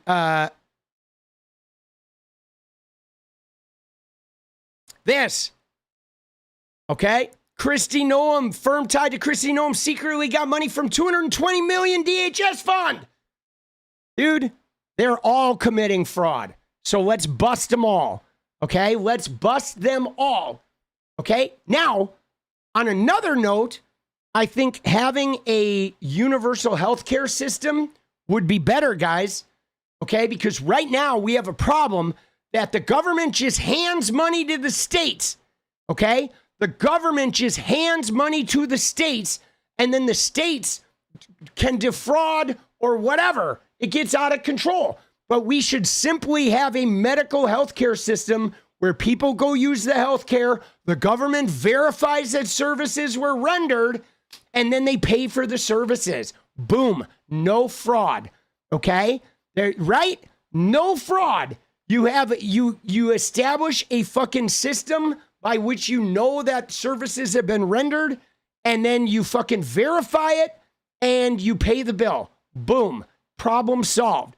Daycare, healthcare, dental care, like psychiatric care, mental health care. We don't have this issue, okay? It's real fucking simple, guys. You know what I mean? Right? Why are any serious voters still giving credence to GOP candidates? Yeah, so Aaron, I think the thing about this is if you look at why people vote for the GOP, it's mostly either vibes at the time when they're politically unknowledgeable and they don't even follow politics and they just happen to think the GOP have better vibes because Dems are fighting, or it's Bible. Okay, the people that vote for the GOP now are people that are brain fucking washed. They are brainwashed, Bible-eyed, zealoted freaks, or they're wealthy people who just know that the GOP will help them hide their money. That's it. You either don't know shit and you're voting on vibes because Dems are fighting, or you are rich as fuck and you want them to protect your money and give you more, or you are a Bible addict and you have somehow convinced yourself that the rapey criminals are the ones doing Jesus's work because you are fucked up, bro. Right? And yes, they do. They want to hurt their enemies, right? They want to hurt the gay and trans people, right? There's a lot of truth to that. What Bingewood said is they vote for the Republicans because they want to hurt. They're like, I am mad about pronouns and gay people and trans people and women's rights. And I saw a gay kiss on Netflix and now I want to hurt them. And these GOP people say they will hurt them for me. And so I'm going to vote for them to hurt them. Dude, it sucks. Dude, Kristi Noem, don't let her sneak into your bathroom. Dude, Barry, you got a little crush on Kristi? Dude. Oh! Dude, what would you do if Kristi Noem got drunk and started like fucking flirting and wanted to get down? Dude, what would you do? I have to say, you know what I have to say? Here's what I say, guys, is for me, of course, I would have to ask permission from my partner because I'm not cheating on my partner. But given permission to do whatever I want, I would go there. just to see, like, all right, let's see what this experience is like, dude. I mean, I'll do anything once, boss. I will. I love an experience, right? Dude, I know it's nasty, but like, fuck it. Sometimes you just got to get down in the muck, bro. You do. Sometimes you got to get down with the pigs and you got to get in the slop. Sometimes you got to get in the slop with the rest of the pigs, bro. You do. Of course, I would have to get permission because I'm in a relationship, right? I'm not going to cheat with fucking Noam, but it's criminal. It is. It is. I'm sorry, guys. I'm sorry. I'm a degenerate at heart, guys. I'm not going to lie. I'm not going to pretend like I'm not a degenerate because I am. All right. But so, yeah, guys, isn't that funny? Oh, look at that. 𝗙cie𝗶𝗶𝗹𝗀, right? Dude, I want to fucking send her an email being like, fuck you, right? Look at that. Fire Tim Walz. Dude. Oh, shit. Here it is. You ready? Look at this. Tim Walz doesn't just disagree with us. He despises us. He mocks our values, dismisses our faith, and calls law-abiding Minnesotans extremists while his policies make life harder every single day. Dude, he doesn't dismiss her faith. Dude, isn't Tim Walz a fucking Christian, isn't he? Tim Walz goes to church, doesn't he? How does he dismiss their faith? Dude, sorry, 𝗙cie𝗶𝗶𝗹𝗀, but your faith is not like hating trans people. That's not faith. Telling trans people they don't exist or like calling gay people groomers is not your faith. It's a sign of you being a freaky weirdo, like bunker Bible fucking shitter. You know what I'm saying? Dude, right? You like the Epstein rapists? They're the ones that respect your faith? Fucking idiot. Dude, I know he's more Christian than her. Dude, these people are crazy, bro. Is there a 0? I want to fucking click a 0. Right? But there she is. So that's why Nick Shirley's wearing merch. Okay? Right? And then, so University of Minnesota media law professor Jane Kirtley said the video is flashy but not meaty. There aren't a lot of facts to back up the claims. It's a lot of rhetoric with relatively little substance behind it. She spoke with NPR news host Clay Masters about why this video and others like it are going viral. And you know why they're going viral? They're going viral because of Elon Musk, boss. That's why they went viral. Okay? Elon Musk made this viral. He gave it the Tucker Carlson treatment. Okay? And then CBS came in, right? CBS, of all people, guys. You ready? CBS. Okay? This is Barry Weiss's network, a friend of Trump, right? Larry Ellison's fucking Barry Weiss, the little Trump Zionist fucking Trump sniffing network. And what did they do? CBS sent somebody out there and to take a look at the alleged fraud. Okay. And here's what CBS had to say about this. According to federal prosecutors, it was really during COVID that fraudsters set up these fake restaurants or sham businesses and health clinics that would provide things like meals to school children or behavioral health services or housing to people with addiction. And because during COVID you didn't have the same checks and balances, you had social distancing, you couldn't have the site visits, you couldn't have the in-person inspections, well, the fraudsters got away with it all and provided the receipts and collected boatloads of cash from us, the taxpayers. More than 90 people have been charged in the schemes, mostly Somalis, and more than 60 people have been convicted. Now you have this viral video getting traction online. It's from influencer Nick Shirley, and he visited several daycares, Somali-owned daycares in the Twin Cities, and basically accused them of doing the same thing, running these sham operations where kids didn't show up, but still billed the federal government and collected millions of dollars in Medicaid funds.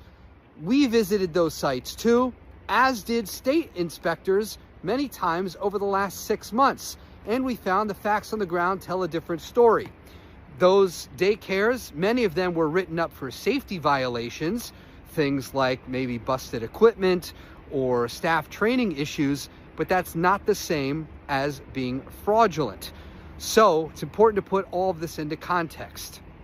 Granted, fraud is indisputably a huge an issue issue in Minnesota, and next year it's going to turn up the heat continuously on state officials, including Minnesota Governor Tim Walz, who's running for re-election. And there are 14 programs, Medicaid-funded programs, that are currently under investigation by state and federal government. But childcare is not one of them.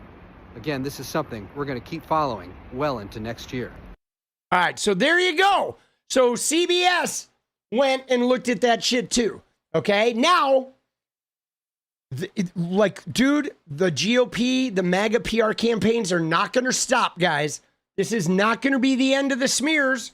I'm telling you right now, you're going to see smears in Ohio. They're going to try to ram through fucking Vivek.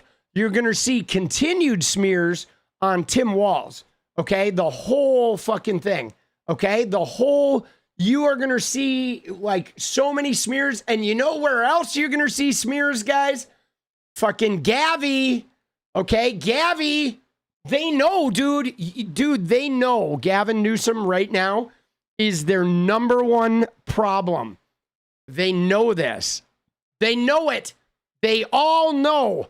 Everybody is talking about Gavin Newsom. They know that fucking J.D. Vance cannot beat him.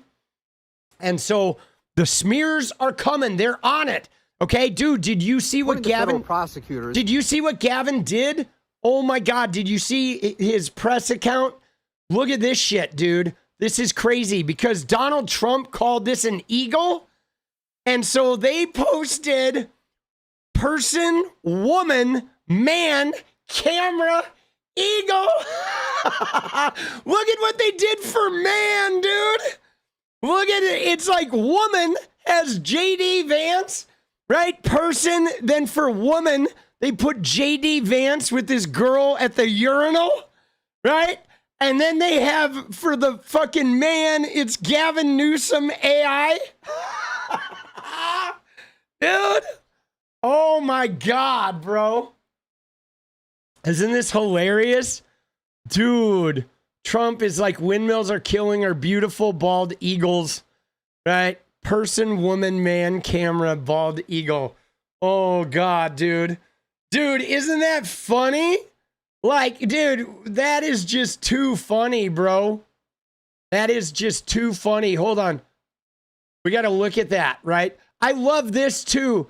I love the shot here of JD Vance with the girl at the urinal. It says woman. Dude, JD Vance is so awkward. He is so creepy, right? But the ramifications of this with her at the fucking urinal, meaning like he's the woman, right? And then, dude, look at Gavin. AI Gavin. Oh. Dude, isn't that funny with like a fucking American flag Speedo? That is just too good. Oh, shit, bro.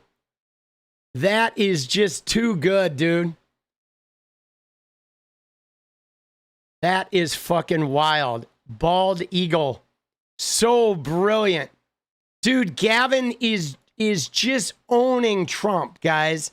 You know what I'm saying? They are so spun out. And it's everybody. It is Fox News. It is TPUSA.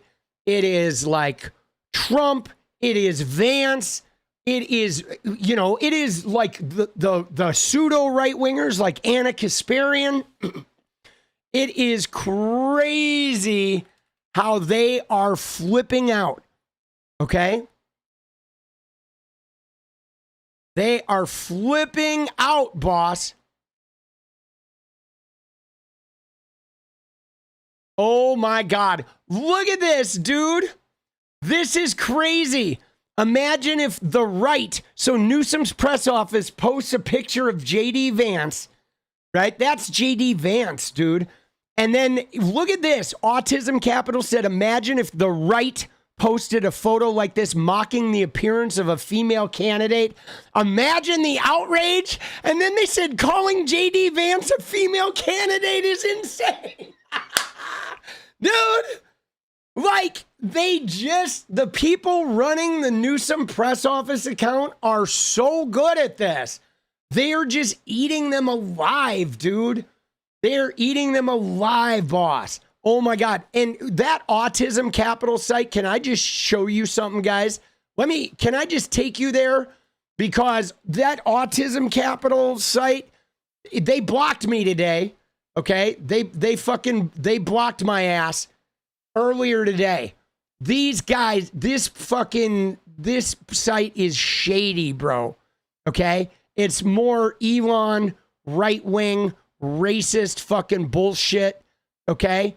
You know what I'm saying? It is like nonsensical bullshit, and they're trying to just fucking whatever ride the fucking wave of this. But they blocked me. What did they block me over? Well, I don't even know why they blocked me. But let's find out. Let's see why they blocked me. I'm sure I said something gnarly. I remember replying to them. I don't reply to them often, but I did particularly unscathed today. Let's find it, shall we? Dude, I was being pretty brutal today. Today I was on one. I was like, fuck it. Sometimes you got to just sling it. You know what I'm saying?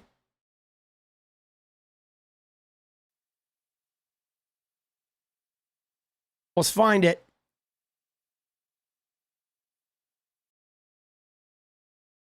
Dude, I was all over the map, bro.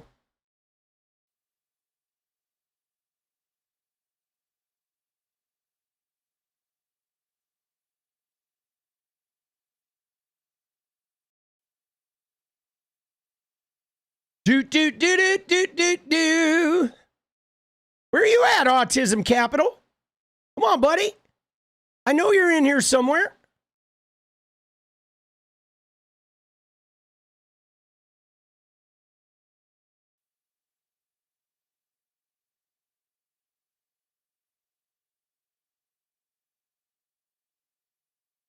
Huh. Was it yesterday? Oh, there it is. Right? Oh, there. Look at this. There it is. He says Tim Walz called Nick Shirley a white supremacist who has targeted marginalized communities. Wow. Doesn't he realize this playbook doesn't work anymore?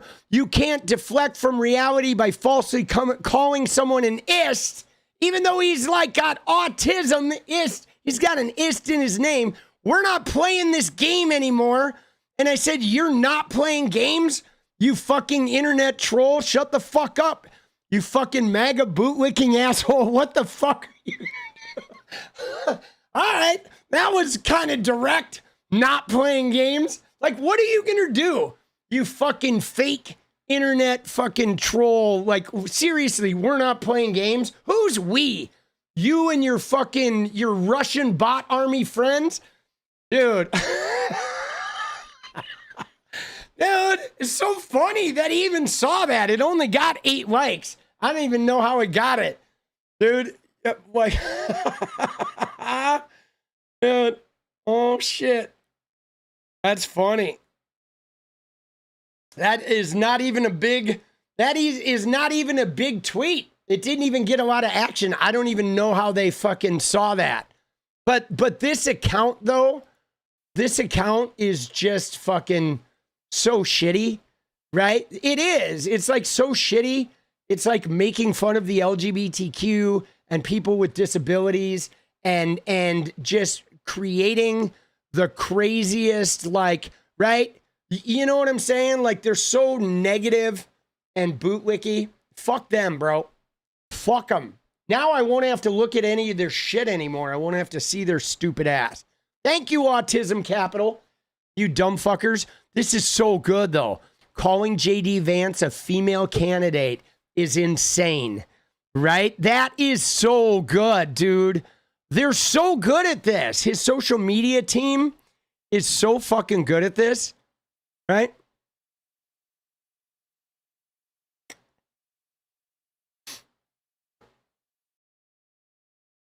Right? Oh my God, dude. Right? The U.S. has surpassed 2,000 measles cases for the first time in more than 30 years. And he's like, year one, maha. Oh shit, bro. They're so fucking good at this, boss. Okay? The puzzle piece is a red flag for actual artistic folks. What does that mean, Marcy? What is that? How is the puzzle piece a red flag? What is that? Tell me about that. Tell me about their, right? Tell me about their fucking what that's about. Yeah, the golden age. Dude, did you see like guys, that they're co-opting it? Who's co-opting it?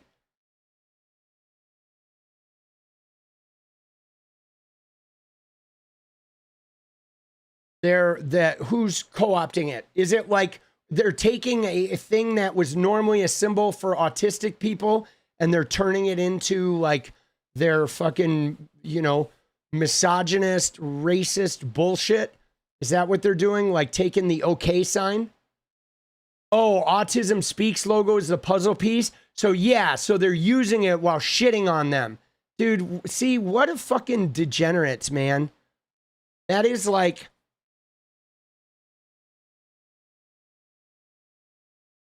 Oh no. Okay, got it. So there is a hateful eugenicist group that pretends to be autistic, right? Oh, I see what they're saying. So it's like they're taking like a Nazi symbol and fucking just proudly, mixing it up with the LGBTQ, right? Which is they act like they are. So are they a troll group? Right? Are they a troll group?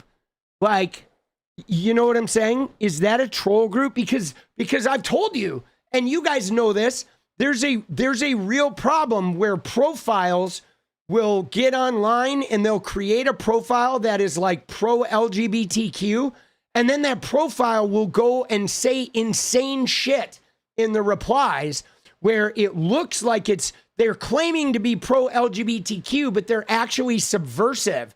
And they're going in and saying like nasty shit and demeaning shit, or they're saying shit that makes the LGBTQ look really outrageous. Okay? And that's a real problem online, is you have those kind of like those like subversive profiles where trans people get that a lot. There are trans identities online that go in and say crazy shit. 3 hours to midnight, let's go. Dude, fuck eugenics, man.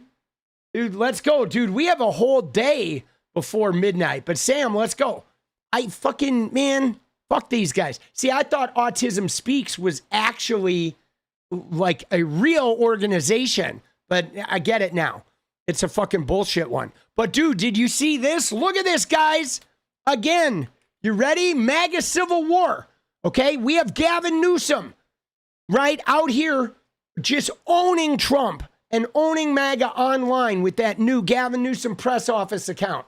You have Sneeko and Nick Fuentes and Clavicular and all these youth influencers basically saying, you know what? Fuck JD Vance. They're calling him a subhuman. They're saying he's fat. They're saying nasty shit about him. But look at what Nick Fuentes did today, guys.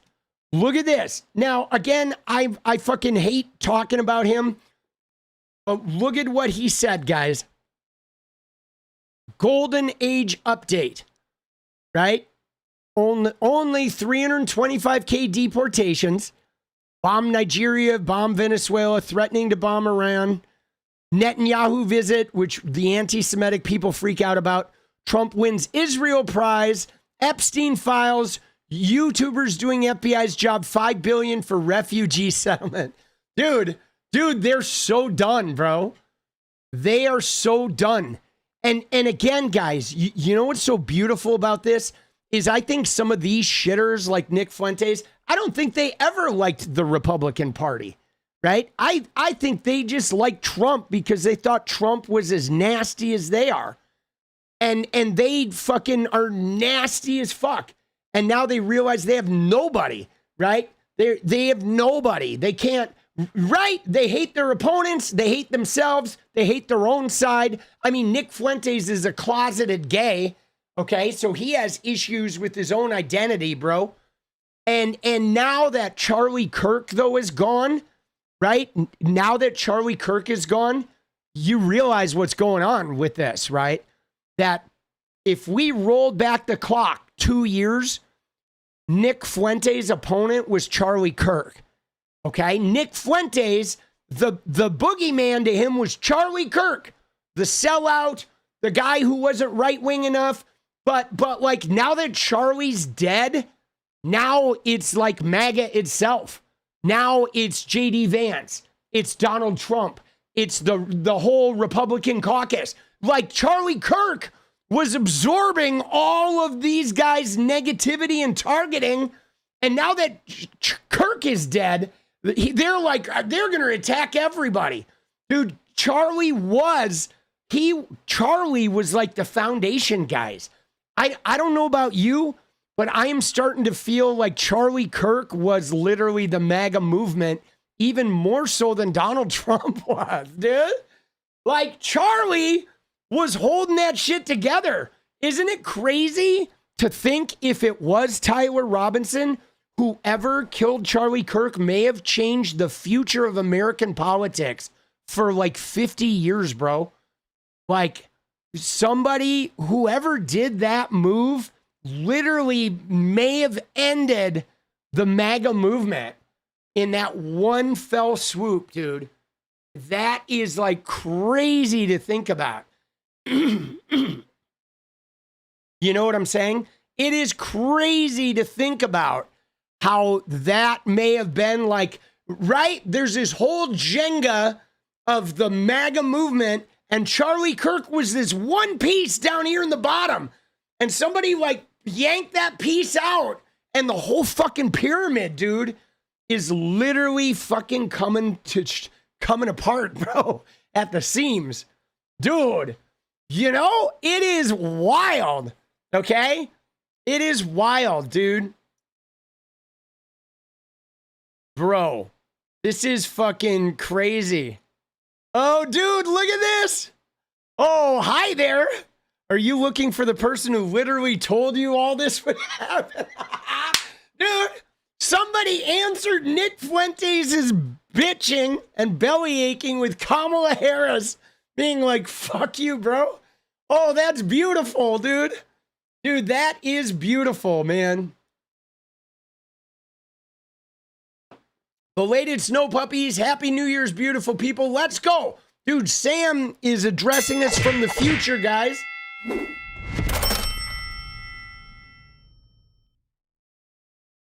Dude, let's go. Dude, I don't care. I fucking love Kamala Harris.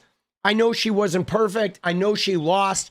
But man, she almost won in a very divided time with a lot of chaos, a lot of manipulation by Elon Musk, giving away $1 million a day and all this shit. All the racism in America, dude. She was so close, man. Dude, I will never give her anything but credit, boss. I will. I love, like, she fucking took one for the team, dude, and almost had it, man. All right. Are you ready? Here we go, guys. We got to move on to this, boss. Okay? We got to go to the Kennedy Center. Okay? Because some of the funniest shit that I'm about to take you on a journey, guys, where we are going to look at some of the funniest fucking shit with the Kennedy Center. Because Donald Trump, being the prick that he is, being the arrogant, clueless douchebag that he is, Donald Trump decides, you know what? I'm taking control of the Kennedy Center. He replaced the board. He fired everybody. He attached himself to it. Eventually put his name on it. Okay? But he fucked up. Okay? He fucked up. Because the real thing here, okay, right? What are you doing, boss? Hold on. Dude, why are you quoting the Bible in my chat, bro? That shit's gonna get you banned, boss. You get a warning there, buddy. Keep your Bible shit out of my chat, motherfucker. Let's go. This is a fucking First Amendment chat, which means I have freedom from your fucking religion. Let's go, baby. All right. But anyway, you like that? Huh? You want to see my muscles? There you go. There you go. Oh, let's go. Fuck you, Trumpy. All right. So, yeah, JFK, dude, Kennedy was the real deal, baby. Kennedy was a real fucking president. John F. Kennedy started the revolution of like the Southern Democrat racist motherfuckers leaving the Democratic Party and defecting to the Republicans. Okay, Kennedy started the fire that became the civil rights movement. Okay, Kennedy, I mean, he had his faults too. Okay, he was a little worried about the war. Like he probably would have taken us to war too, Kennedy in Vietnam. He was definitely going to lead us into the Vietnam War as well. So I'm not going to say Kennedy was perfect. He had some problems as well. But dude, he did some fucking good shit. He did some good shit. There was definitely some respectable things about what he started. Okay, now I know his granddaughter did die of cancer. She had leukemia, right? Didn't she have leukemia? His granddaughter who just died. That was tragic. However, dude, the Kennedy Center is the fucking Kennedy Center. Okay, there was a man who lost his life in service of the country and who governed us at a time that was very turbulent when he was trying to end the racist shit. And you have Donald Trump who starts racist shit and is stirring up the racist shit, okay? And just fucking, you know what I'm saying? Like Donald Trump is the antithesis of JFK. He is like the Antichrist of JFK. And for him to put his name on that building when it's up to Congress to do that, for him to just fire everybody and be a douchebag, now that shit is blowing up in his face. Okay? It is. Blowing up in his face. You know why? Because first off, there's this. Okay? Right? First off, there's his fucking thing. He puts his name up. It's the John F. Kennedy Memorial Center for the Performing Arts. Dude, Trump doesn't support the arts. Trump doesn't give a shit about the arts. Trump doesn't go to the theater. Trump was like a reality TV star who never even worked on his own show. He was just a prop. But he puts his name up there, the Donald J. Trump and the John F. Kennedy Memorial Center for the Performing Arts. What a fucking dick. And at the end of the day, guys, we're going to tear that shit off. We're going to tear that fucking name off. Like, and we're going to fucking stick those letters right up Trump's ass. Okay? We are going to tear those letters off. We're going to shove them right up the Trump family ass. One for Eric, one for Don, one for Ivanka, one for fucking Kai, one for Laura, two for Laura, one up her butt and one in her Botox face, right? You know what I mean? Metaphorically speaking, we're not actually going to harm them. We're going to bring no harm to the Trumps. I'm anti-violence, no violence, but you know what I mean, okay? Screw these guys. And yeah, the memorial, dude, Trump isn't dead. He's becoming a memorial. Like, fuck you, Trump. And again, you're not wanted there. You don't deserve to be there. You don't belong there. You don't have a right to be there, but you're just bullying. You're raping the building. You're raping the Kennedy Center, just like you rape everything else because you're a grapist, okay? Now, look at this shit, though. You ready? Look at this. Kennedy Center, once home to Broadway hits, has just one show for the next 6 months. Every show but one in the next 6 months canceled. They all canceled. The minute he did that, they didn't cancel when he took over the board. They didn't cancel when he bullied himself into fucking, taking control. They gave him so much grace with him being abusive, but then he put his name on the building and everyone was like, fuck you. One show, dude, they all backed out. Okay? Right? And right here we go. We got jazz saxophonist Billy Harper. He canceled the New Year's Eve performance, said, I would never even consider performing in a venue bearing a name that represents overt racism. And that was it. He put his name on the building. It's like we have to stomach you being president and bullying this thing, but you put a racist, Epstein rapist, fucking pussy-grabbing charlatan's name on the building. Fuck you, boss. Okay, fuck you, boss. Right? Then Chuck Red, host of the Kennedy Center Christmas Eve concert, he canceled it. Boom, he's gone. Okay, and again, look at this. I think this is a detail. Okay, they signed a contract with the Kennedy Center. Nobody agreed to play the Trump Kennedy Center. It's like, no, man, we're playing at the Kennedy Center. Fuck this new venue. We're not doing it. Okay? Right? And again, it's going to be like Twitter. Okay? Nobody is going to call this shit. But you ready, though, for the real deal, guys? Here's the real deal. Look at this. Dude, a South Park writer bought the domain. They didn't buy the domain, guys. So a South Park writer bought the domain TrumpKennedyCenter.org. Okay, let's go look at it. TrumpKennedy.org, TrumpKennedyCenter.org, a national institution devoted to power and loyalty. Dude, and look at that. You scroll through and it's just one picture. All right? What do we have here, dude? It says, next events, ring in the new year with a performance by the Epstein dancers. Oh, Lord.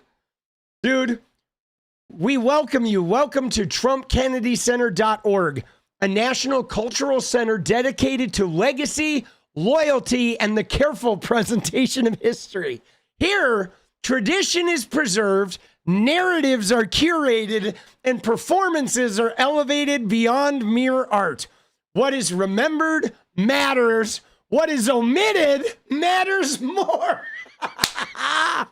We invite you to experience culture as authority, pageantry as truth, and excellence as defined by those in power. TrumpKennedyCenter.org. It's got people behind bars, right, in the fucking building. And then look at it, a blank J. Trump, blank 13-year-old girl. Dude. Oh, dude. Oh my God. That is beautiful. Oh, redacted. Oh shit, boss. Redacted. Coming January 2026. A sacred continuation of purpose. Beginning January 2026, TrumpKennedyCenter.org enters a new era of devotion, unity, and inherited authority. Dude, we exist to preserve what must endure, to honor what must not be questioned, and to gather those who understand that greatness is not chosen, it is recognized. Here, tradition is not remembered, it is maintained. Ceremonies, recognitions, and sanctioned appearances will be revealed in due time. Participation is not required, but belonging is expected. Help build and maintain the website. Oh my God, dude. This website is parody. That is fucking amazing, boss. Oh my God, dude. Isn't that incredible? The Epstein dancers, right? And this, though, is so good. Oh, Lord, dude. A blank J. Trump, blank 13-year-old girl. Oh, fuck. Redacted. Oh, shit. Oh, isn't that beautiful? That is fucking beautiful, man. Oh.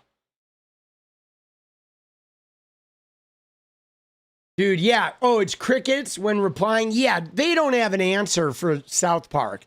They don't, man. Right? Dude, look at that, dude. When is he going to rename the island to the Donald J. Trump and Jeffrey Epstein Island?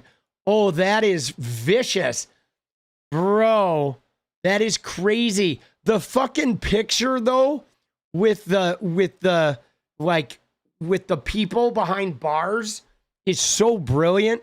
This is so well done, right? This is so fucking, so good, dude. Just absolutely legendary. And I guess, though, like, when did it was, you ready? It said South Park writer Toby Morton purchased 2 domain names for the Kennedy Center months before he added his name to the cultural institution. He has owned TrumpKennedyCenter.org and TrumpKennedyCenter.com since August. Okay, so he called it. He bought them in advance, guys. Oh, interesting, right? That is interesting. I mean, guys, it is illegal, okay? Like, Donald Trump did not have the authority to change the name. The naming of these memorials is by Congress, okay? That is right. The name is via Congress. You can't change the name of this thing. You can't. It's not legal. And he just went ahead and did it anyway, right? Because Trump's philosophy is fuck it. I'll do what I want and you can sue me. Come get me. But again, though, maybe when he's no longer president and he no longer has that presidential immunity, then we start fucking charging him with all this shit. Okay? Fuck it, bro. Right? He's not going to have presidential immunity for long. You got 3 years, fucker. You better enjoy it there, Trumpy. Enjoy your little fucking Supreme Court immunity, because when that shit is done, you're an open target for litigation, my friend. You better tell fucking, El Salvador or Argentina to get a bed warm for you, because you're not going to have a safe place from legislation or criminal prosecution here in America, boss. Neither are your cronies, okay?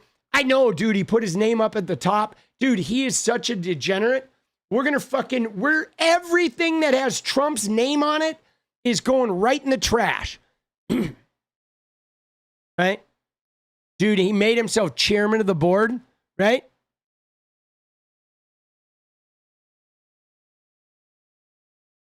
Thank you to the Washington Post for correctly identifying the Kennedy Center. Congress set the name in law, and only Congress can change the name. Anything else is graffiti that will be erased. Okay? And guys, telling you right now, boss, dude, oh shit, did you hear this? Look at this.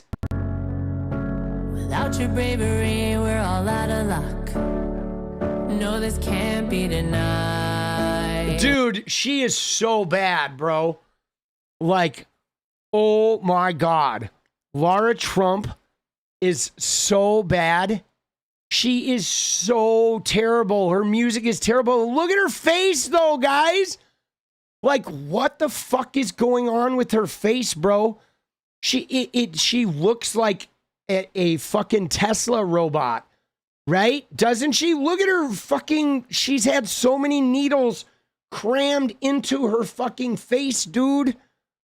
It is like... It puts the lotion on its skin, bro. You know? It puts the lotion on its skin. Dude. She's looks maxing. Dude, her and that clavicular guy are gonna fucking stick needles in each other's face and do a little bit of the woohoo. And dude, Eric's gonna watch, bro. Right? Eric's gonna watch. That's what's happening. I'm calling it now. Dude, the looks maxer and Laura Trump are going to fucking stick a few Botox needles in. They're going to do the little hanky-panky, and Eric's going to have to watch. Cuck maxing. Dude. Oh, my God, dude. She is tone-deaf maxing. Wow. That is crazy, bro. You know, that is some wild shit. Dude, the audience is wild. They are. The audience is great. Dude, we have some great people, but do you see this one? This one is good too. In 2027, Riley Gaines and Nicki Minaj will tie for 5th place in your heart when they bring Wicked to the Trump Family Kennedy Center. Dude, right? Riley Gaines and Nicki Minaj in 5th place, Wicked. Oh, Lord have mercy. Lord have mercy on our battered souls, dude. Oh, some of these memes are just so good. Dude, after all the dropouts, the New Year's Eve party will be our church band, Shifty Nelson, and the Dixieland Scooters. Dude. Oh, my God, dude. Shifty Nelson, bro. This will be the only people that are fucking performing there. Oh shit, is that Cat Turd? Dude, it's Nick Sortor and Cat Turd and fucking Brick Suit Guy. It's not. It's some AI, but they all look like that. Looks like Cat Turd though. Dude, that is definitely Cat Turd and Nick Sortor. Oh, Lord have mercy, boss. Dude, Shifty Nelson. These memes are just too good, boss. Right? They're just too good. Dude, we did it all for the memes. Right? And here's a dance troupe that canceled their performance. Right? Dude, love it. Okay? Everybody is canceling. Okay? The Christmas Eve show canceled. The New Year's show canceled. They have one show in 6 months. Right? So is Grinnell just going to cry on social media every day because artists want nothing to do with his twisted MAGA perversion of the Kennedy Center? Seems like a great opportunity to showcase MAGA creative and artistic talent. I'm sure they will draw big patriotic crowds. This is amazing too. Trump's Kennedy Center presents Silence, the musical. Dude. Oh. Shit, boss. Oh. Dude, this is so valid. There was another one I saw, guys, that was really good. Let me see where the other one is. There was one that was like a fucking... Oh, shit, dude. Trump found a new use of the empty Kennedy Center. That's a good one. But there was one about like a pin drop.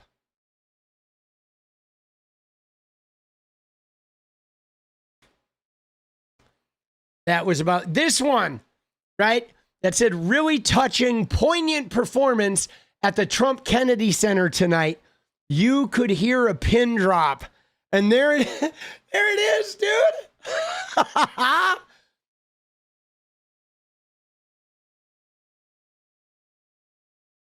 I've had a podcast showing the 25 automatic withdrawal from MAGA supporters. 2,500. What does that mean, Kim? Thank you, Kim. I've had a podcast showing the 2,500 automatic withdrawal from MAGA supporters. What do you mean automatic withdrawal? Like, what does that mean? Yeah, fucking elaborate. Dude, this is amazing. This is what the Kennedy Center is going to look like every fucking night, guys. Right? Means if you check the box, you lose $2,500. What do you mean? From their spam mail? They steal $2,500 from your account? Oh, who steals $2,500 from their account? Who's they? Is it, oh, it's a fundraising email? And if they click the box, it automatically takes $2,500, right? If you back Trump at the fine print, it takes it off your Visa. Oh, it's a fucking scam? Of course. It's like fraud, some little tiny print. Of course it is. Somebody put a link to that. Dude, if you and you had to uncheck it or so the email comes with a checked box, right? And if you don't check the box, then you automatically have signed up for auto renewal that goes X number of months. Dude, that's so dirty. I mean, dude, they're so filled with fraud. They're such scammers. And that's what really gets me too about that Nick Shirley bullshit. Because everything Trump has done since the 80s, man, has been fraud and scam and scuzzy. You know, it's just they are constantly. I mean, I will tell you this, though, guys. I do all my shit with American Express. If you guys can have access to an American Express card, guys, get one. Okay? I'm telling you right now. Okay? Because American Express, I have an Amex. Okay? I have several. I have 3 of them.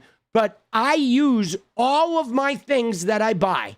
Every single thing I purchase every month, every credit I buy online, I use an American Express card. And I do it, guys, because American Express takes liability. They protect me, okay? If there's ever fraud, they handle it. If a merchant abuses me, Trump scams me like that, I call American Express. Dude, they frauded me. American Express takes care of it.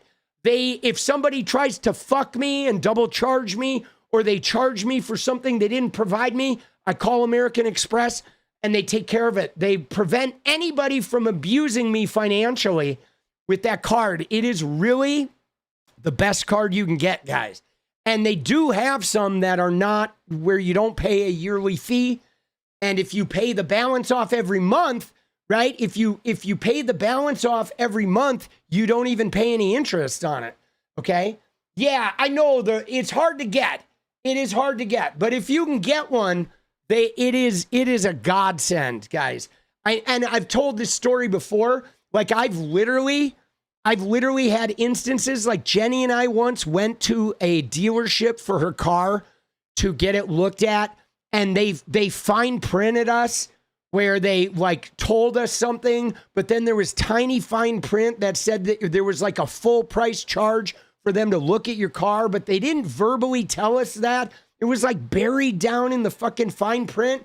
And then we went in there and I was like, dude, I'll pay you the hourly rate for what you did, but I'm not going to fucking pay you like some full charge bullshit when you didn't tell us that. You just buried it in a contract, and they were being dicks. And you know what I did to them? I literally, right in front of everybody there, I pulled out my American Express, and there was like a glass doorway to the outside. And I said, I want everyone in this dealership to know right now, if you charge me for this bullshit, I'm going to pay with this American Express.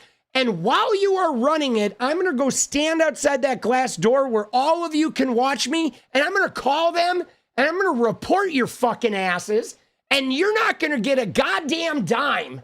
And American Express is going to fucking put a marker on your shit for trying to pull this shit. Like, who do you think you are? And they were like, whoa. Okay, all right, let's work this out. Because I was like, fuck you, boss. It is like people just try to take advantage of you. And sometimes you have to call them out. And dude, American Express they're good. They're good about that, right? They are. It's a good credit card. I'm stumping for them, boss. It's pretty high though. What's pretty high? What's pretty high? Had someone try to take 20 grand? No way, dude. Dude, they are fucking good shit. For sure, that's their job. Yeah, not every credit card does that, though. You know what I'm saying? You got refunded and kept the service? Good. Dude, loyal Trumpers. Dude, a lot of people are leaving MAGA. Okay, they are, man. They are. A lot of people are leaving MAGA, guys. They really are. And I mean, I get it. You know, I mean, I said something to somebody today. I said something really snarky, but can I just show you, right? Can I show you, like, my card is clear. It's see-through. Mine is transparent. It has the numbers pressed in it, but the card itself, you see through it. It is like completely clear plastic. But I did something, guys, here that I said something today where, let me find the tweet, okay? Let me find the tweet here where I said it to somebody about something, but I feel like it was a blanket fucking statement for everybody of how I feel about the whole MAGA movement. Where I said it was really good.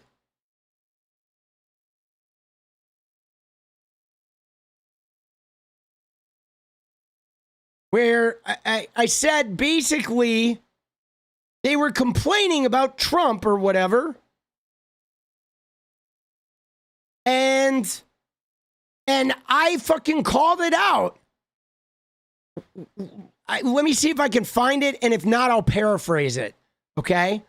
But it was somebody like decrying Trump, and shit's not working out, and he's not doing what we wanted, and all that. And I basically, I don't know where it is, but I basically said to them, like, you hitched yourself, okay? You hitched yourself to an Epstein best friend, rapist, like pussy grabbing, lying, just despicable crook.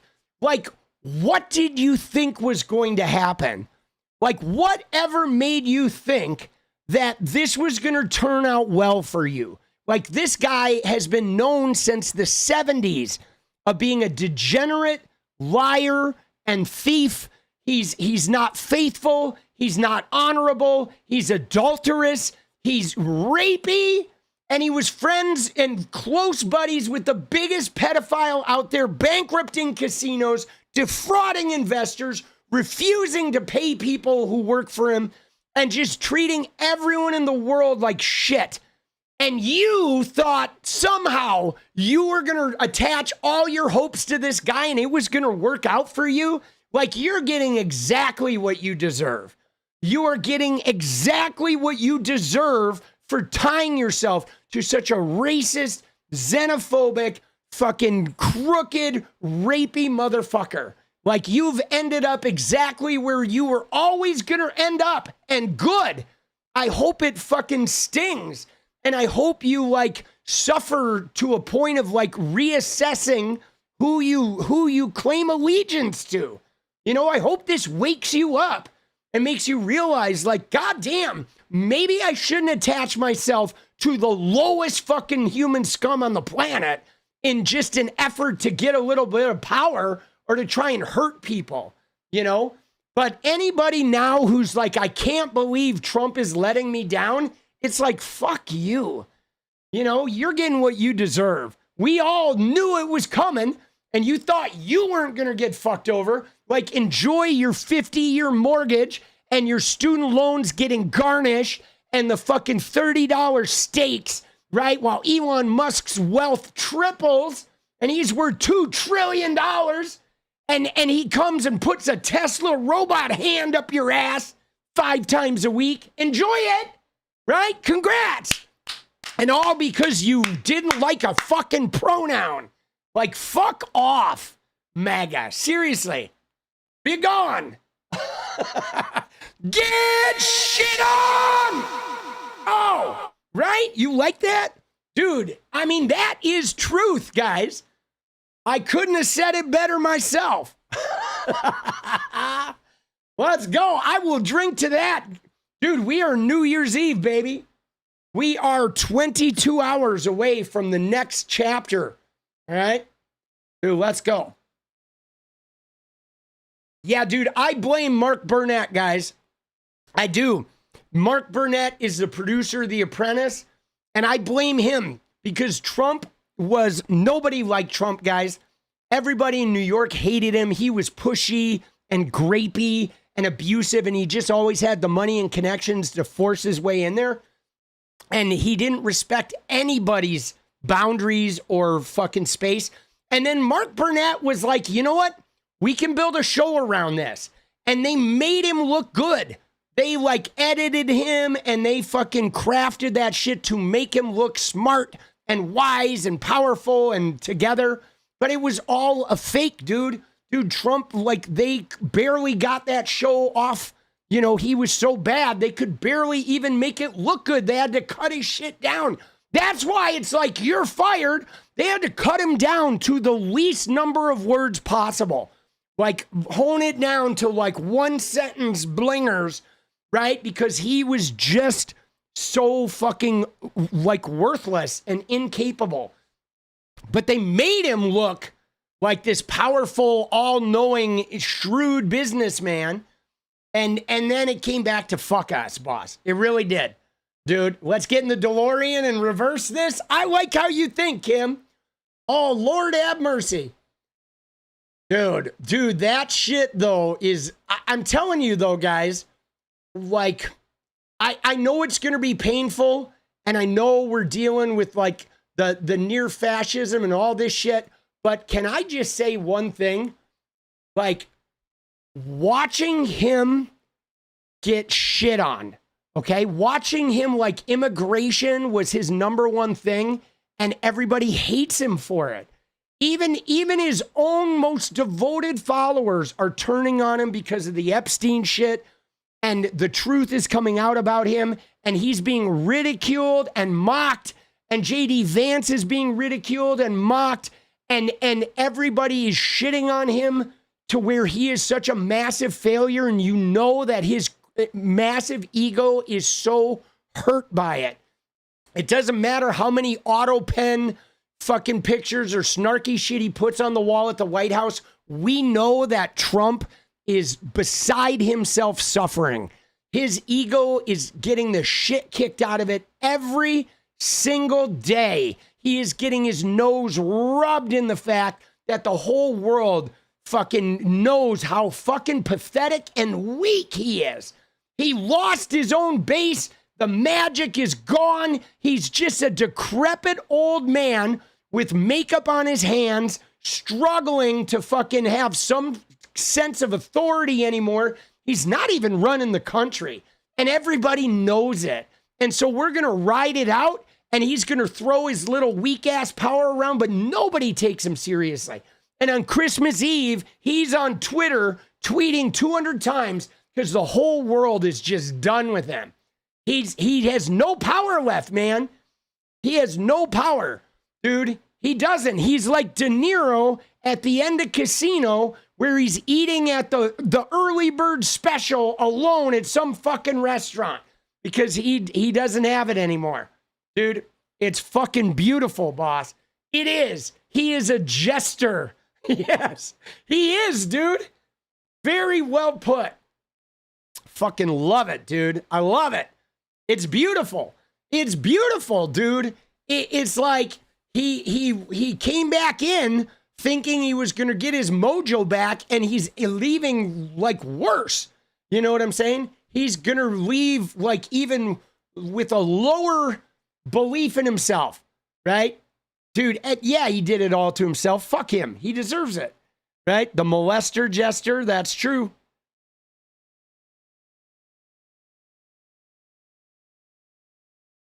Nancy Reagan? Dude, the Reagans? Dude, Ronald Reagan was pretty scummy, boss. He was pretty racist, right? He was. Dude, Reagan, he was pretty dirty. All right. Yeah, this shit is crazy. Let's see what we got. Let's see if there's anything else to cover here. Dude, again, like this Nick Shirley guy is going to ride this shit out. But dude, he's just going to be another fucking like dipshit, right? I mean, he's going to ride this like Nick Shirley. This is all he's got. It's all he's ever going to be is the Tim Walz thing. He's going to talk about this until Tim Walz wins the governorship. And then he's going to be another faded memory, another fucking, MAGA kid with a speech impediment that can't fucking talk, right? Like, you know who he reminds me of? Nick Shirley reminds me of the idiot that works with Laura Loomer, that Charles whatever, right? The Loomer guy, you know, Charles whatever he is. Dude, he's not going to be good at a podcast. He's got like a speech impediment. He can't talk right. He's not, no one's going to listen to him talk for hours. People will be like, God damn, dude, turn that fucking shit off, boss. Right? Jesus. All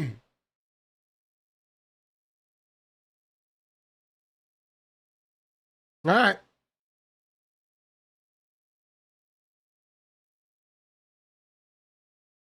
Dude, Shirley.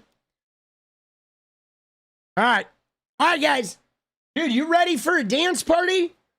I think I know I've gone long. I've gone 5 hours the last couple nights, but I'm not going to do it. I'm going to get out now. And because tomorrow is New Year's Eve, I want to try to get 3 full videos, maybe 4 done tomorrow. I'm streaming tomorrow. I'm celebrating New Year's here. I'm thinking about getting a bottle of champagne for Jenny. So we may crack some champagne at midnight, and I'm going to talk to Jenny about it. We may do a little like around midnight, get on at like 11, and we'll hang out and do our little thing, celebrate the new year, and then talk politics. Okay? But I'm going to get some champagne for tomorrow. Fuck it. We're going to do it. If Jenny's game for it, me and Jenny will hang out, and we'll have a little group sesh here where we can have a recap, a year in review. I'm not going to have any champagnes. I'm sober, but she can have some. I'll have some Rockstar in a fucking martini glass.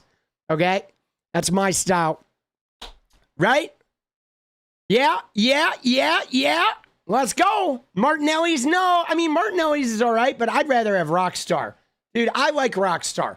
Dude, for me, like the apple cider, like what's the point, bro? At least put some caffeine in there. I'm not going to drink, like if I'm going to drink something to substitute for alcohol, I got to have some kind of drug in there. Put a little caffeine in there. Make that shit give me some kind of buzz. Give me a little taurine or something, right?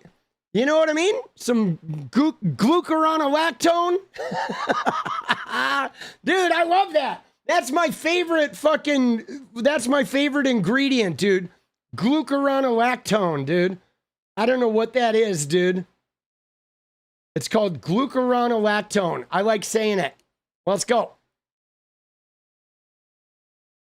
No, I've used to drink, I've drank Martinelli's. It's actually really good, but tomorrow I want to be doing some kind of legal drug, right? That I can get away with. Standard bottle of champagne contains anywhere from 1 million to 100 million bubbles. It's a lot of bubbles, dude. Have I tried Rain? Rain is 300 milligrams of caffeine. So for me though, guys, like Ella, for me, I don't like super crazy caffeinated shit. Like even Monster, I don't drink Monster because Monster makes me a little jittery. I have to find the right blend of sugar and caffeine. So I tend to stay away from too much caffeine. I had a G Fuel sponsorship for a while and I loved their cans, but their cans were like 300 milligrams. And I liked it, but dude, that shit used to fuck me up. The Sour Apple G Fuel was really good, right? But it's a lot. So I tend to like a little bit lower on the totem pole because too much caffeine and I get, a little agitated. I got to get a cool buzz, right? Cool buzz, and I'm fine, as 𝗙ecie𝗶𝗶 said in Fast Times. But let's go. And then, guys, tomorrow is the last late night, okay? Then we're moving to 8 p.m. Pacific time, and there will be an occasional late night on the weekends. Is Bryce going to Times Square? I don't know what Bryce is doing. I'll have to reach out and find out. So I don't know. I don't know if he'll be going to that, right? But so the tomorrow's the last late night. There will be occasional late nights, maybe on the weekends, but we are moving to a new time slot, guys. We're moving to 8 p.m., 8 to 11, and we're going to try to, expand the audience, okay? I know it's going to suck because a lot of people, insomnia people, have been your thing, but you may have to watch some repeats if you get the insomnia. right? Because I'm trying to get on a little bit of a more normal schedule, new people to show up, and new people to discover, and I want to be able to like edit and get my more videos out during the day and get a little more sleep. Because I've not been getting sleep, guys. I'll be honest. I've been living on like 4 hours of sleep, 5 hours of sleep for the better part of a year now. And if I'm going to maintain this for years, I have to have a better sleep schedule. I've been getting pretty fucked up in the sleep department since like February. So I really have to make an adjustment, right? Yeah. The trolls will be trolling. They will. There's going to be trolls, but there's going to be a lot of beautiful people out there too. And again, on like every Friday or every Saturday or something like that, I will be doing some late nights, or when I have something I'm doing in the early evening, if Jenny and I go to a play or go to the art museum or something, have some plans in the evening, we'll do a late night. And so, yes, I will be starting at 11 p.m. Eastern, right? 11 p.m. Eastern, 10 Central, 9 Mountain, 8 Pacific. And let's go, baby. Reinvention, guys. You got to evolve.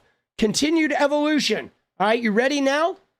Ready? 10 Central, yes. 9 Mountain, 8 Pacific. And now, dude, HNY to the punk community, you're beautiful. Thank you. Happy New Year's to you too, Sam. Appreciate you, buddy. Let's go.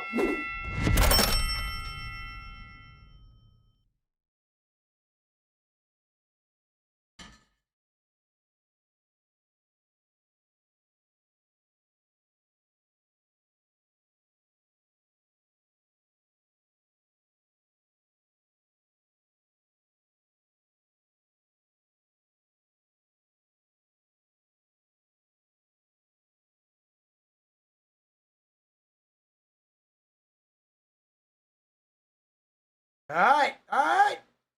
Let's go. Oh, sol mio. Time to get that stretch on, guys. Oh.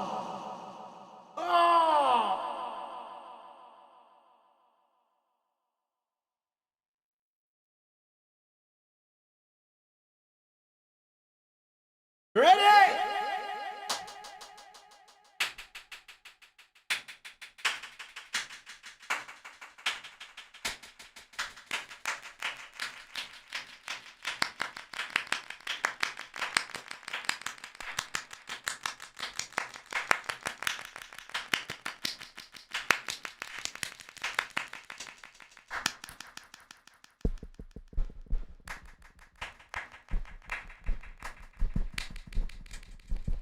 All right, here we go. Dude, that was worthless. I was trying to do something fun there, but that was a huge failure. Oh, all right, I had to give it a shot. Right? Nobody ever said I was going to be good at like hand beatboxing. Oh, you ready? Let's get a little deja vu cooking for all my friends. Here we go. Oh.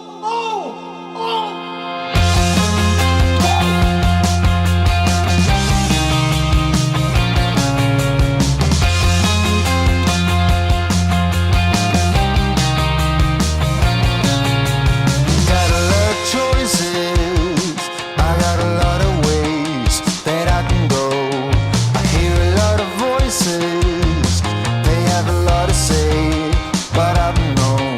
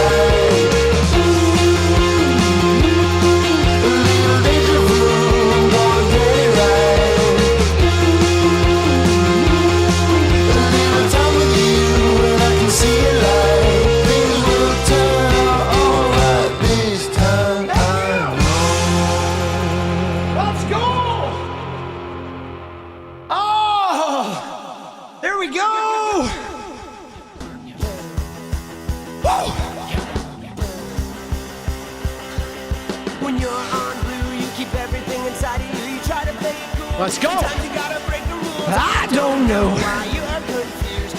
All you need is a little bit of attitude. Yeah. This is it, I'm tired of explaining.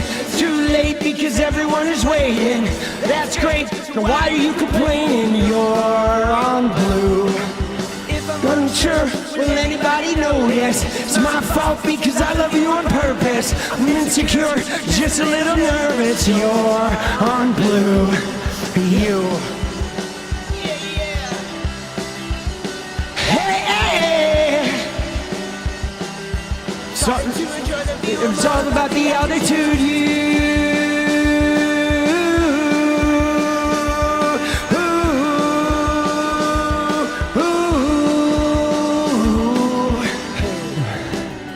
Knows you're on blue when every bruise looks good on you.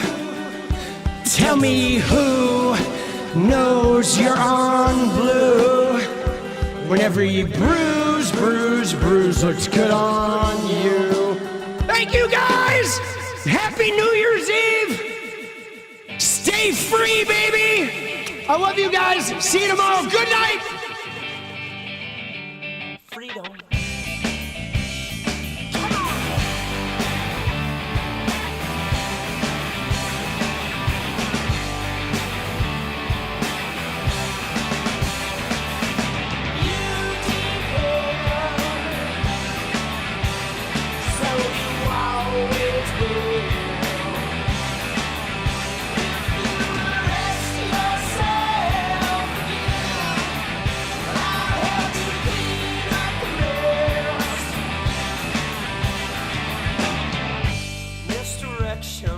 You know I'm through with you.